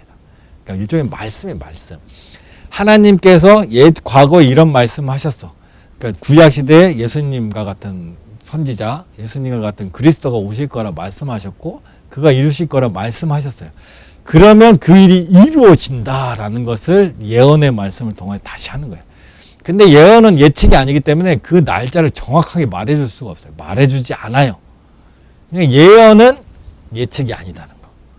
그러나 하나님의 약속이 반드시 이루어질 것이라는 거. 그러니까 그 말씀에 비추어 봤을 때 오늘 우리의 삶을 보는 거예요. 예언의 말씀은. 우리에게. 예언의 말씀은 책망이 오잖아요. 예를 들어서 뭐뭐 해라 하는 예수님의 말씀이 있어요. 내가 곧 오리라 말씀이 있어요. 근데 내가 곧 오리라는 예수님의 말씀을 믿는 사람 같지 않게 사는 거예요. 왜냐하면 예수님이 곧 오시면 아무 필요 없는 것들이 너무 많은 에너지를 쓰고 있는 거죠. 이 땅에 잠깐의 유익을 위해 너무 많은 에너지를 쓰고 있는 거죠. 거기에 대해서 예언의 말씀이 오는 거예요. 아, 예수님 곧 오실 거다. 아, 그러면 내 삶을 어떻게 해요? 아, 내가 이렇게 살면 안 되겠구나. 바꾸는 거예요. 예수님이 2023년에 3월 6일 날 오시니까 너 어떻게 할 거냐 이렇게 물어보는 게 아니라 그게 예언이 아니라 예수님이 약속대로 이루어질 건데 너 지금 어떻게 살고 있냐. 이게 바로 예언입니다. 그러니까 과거와 오히려 관련이 있어요. 미래와 과거, 현재가 동시에 있는 게 예언입니다. 그러니까 미래, 과거, 현재. 오늘 현재 과거의 하나님의 말씀을 믿는 내가 미래에 장차 하나님께서 이루실 세상을 바라보는 내가 오늘 어떻게 살아야 할지 말씀해 주시는 게 바로 예언의 말. 그러니까 요한계시록의 말씀을 읽으면서 우리는 오늘 우리가 어떻게 살아야 될까? 이걸 생각하는 거예요. 오늘 우리는 그러면 어떻게 살아야 될까? 내가 지금 이 말씀, 곧 새하늘과 새 땅에 예수님이 이루실 거, 예수님이 이 세상을 다스리는 참 통치자로 오실 거, 그가 우리를 심판하실 거, 믿는 자들은 그때까지 견디면 하나님의 상을 엄청나게 받을 것이라는 것을 믿는 나는 오늘 어떻게 살까? 예언의 말씀이 바로 그런 거다라는 겁니다. 마지막으로 하나 알아야 될 게 서신, 편지. 편지는 쓰는 대상이 있고 쓰는 목적이 있다는 거예요. 목적은 위로와 격려.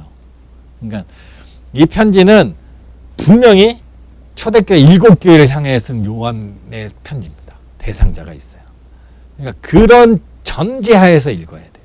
그러니까 이 편지의 모든 내용은 초대교회 7교회를 향하여 쓴 편지는 분명해요. 그런데 이 7이라는 것이 또 상징이잖아요. 묵시적 상징. 그러니까 묵시적 상징이기 때문에 7이라는 건 완전 숫자입니다. 모든 교회를 향하여 썼다고 해도 충분히 우리가 그 안에서 이해할 수 있는, 받아들일 수 있는 내용인 거죠. 그러니까 오늘날 우리도 이 계시의 말씀을 읽고 우리를 향한 하나님의 말씀으로 받아들일 수가 있는 거죠. 그러니까 이 말씀은 편지이기 때문에 당시 7교회를 향한 편지이기도 하지만 7교회, 모든 교회를 향한, 즉 우리를 향한 말씀이기도 하다라는 거예요. 그러니까 요한계시를 이렇게 보면 됩니다. 그냥 예측하고 무슨 일이 일어나고 어떻게 되고 우리에게 두려움을 주는 말씀이 아니라 오늘 우리가 하나님을 잘 믿고 또 우리가 만약에 소망이 만약에 사라졌다면, 예수님이 다시 오심에 대한 소망이 사라졌다면 우리가 다시 믿음을 복돋고 격려하고 또 고난 가운데 산다 할지라도 결국 예수님께서 예수님께서 우리를 통해 역사하실 것을 바라고 소망하고 나가는 그런 마음으로 읽어나가는 거예요. 물론 이런 개념이 있어도 읽다 보면 이게 뭔 소리요 하게 되죠. 사실 시중에 요한계시록을 해석하는 책들이 많이 있어요. 근데 읽다 보면 좀 어려우니까 어쨌든 나중에 기회가 되면 제가 한번 저라도 부족하지만 계시록을 한번 읽으면서 상징들을 우리가 한번 맞춰보는, 지금까지 연구된 것들 상당히 거의 대부분 다 해석이 됩니다. 이게 그런 것들을 한번 나눌 수 있는 기회가 됐으면 뭐 한번 좋겠죠. 그런 것도 좋겠죠. 아무튼 이제까지 여기가 끝입니다. 신약 성경의 전반적인 부분을 한번 다뤘고요. 이걸 계속적으로 말하지만 이걸 하는 이유는 성경을 읽으라고 하는 거예요. 성경을 읽으라고 도움이 되는 겁니다. 성경은 최고입니다. 최고. 교회도 그 밑에, 성경 공부도 그 밑에, 우리도 그 밑에, 다 그 밑에 있어요. 하나님 말씀이 최고 위에 있습니다. 그 말씀에 가까이 가기 위한, 그 말씀을 좀 더 잘 이해하고 내 삶에 잘 적용하고 말씀대로 살려고 하는 것이니까요. 성경을 쭉 읽으시고 이제 갖고 계신 책이 없으신 분은 사무실 팔고 있어요. 사무실에 책을 잘 이제 보시면 될 것 같아요. 네, 여기서 마치고요. 이 영상은 길이길이 예수님 오실 때까지 유튜브에 남아 있지 않아요. 조만간 뭐 한 올해 말이나 뭐 한 12월 말쯤 되면 이제 유튜브에서 이제 사라질 겁니다. 그때까지 빨리 잘 들으시고, 안 들으신 분은 이걸 모르시면 하여튼 다시 보게 하실 분들도 그때까지 잘 보시고, 나중에 내년에 또 봄에도 아마 코로나 상황 때문에 오프라인이 좀 어려울 것 같아서 그때도 성경 공부를 할 겁니다. 그때는 이제 구약 하겠죠. 구약 하면 되겠죠.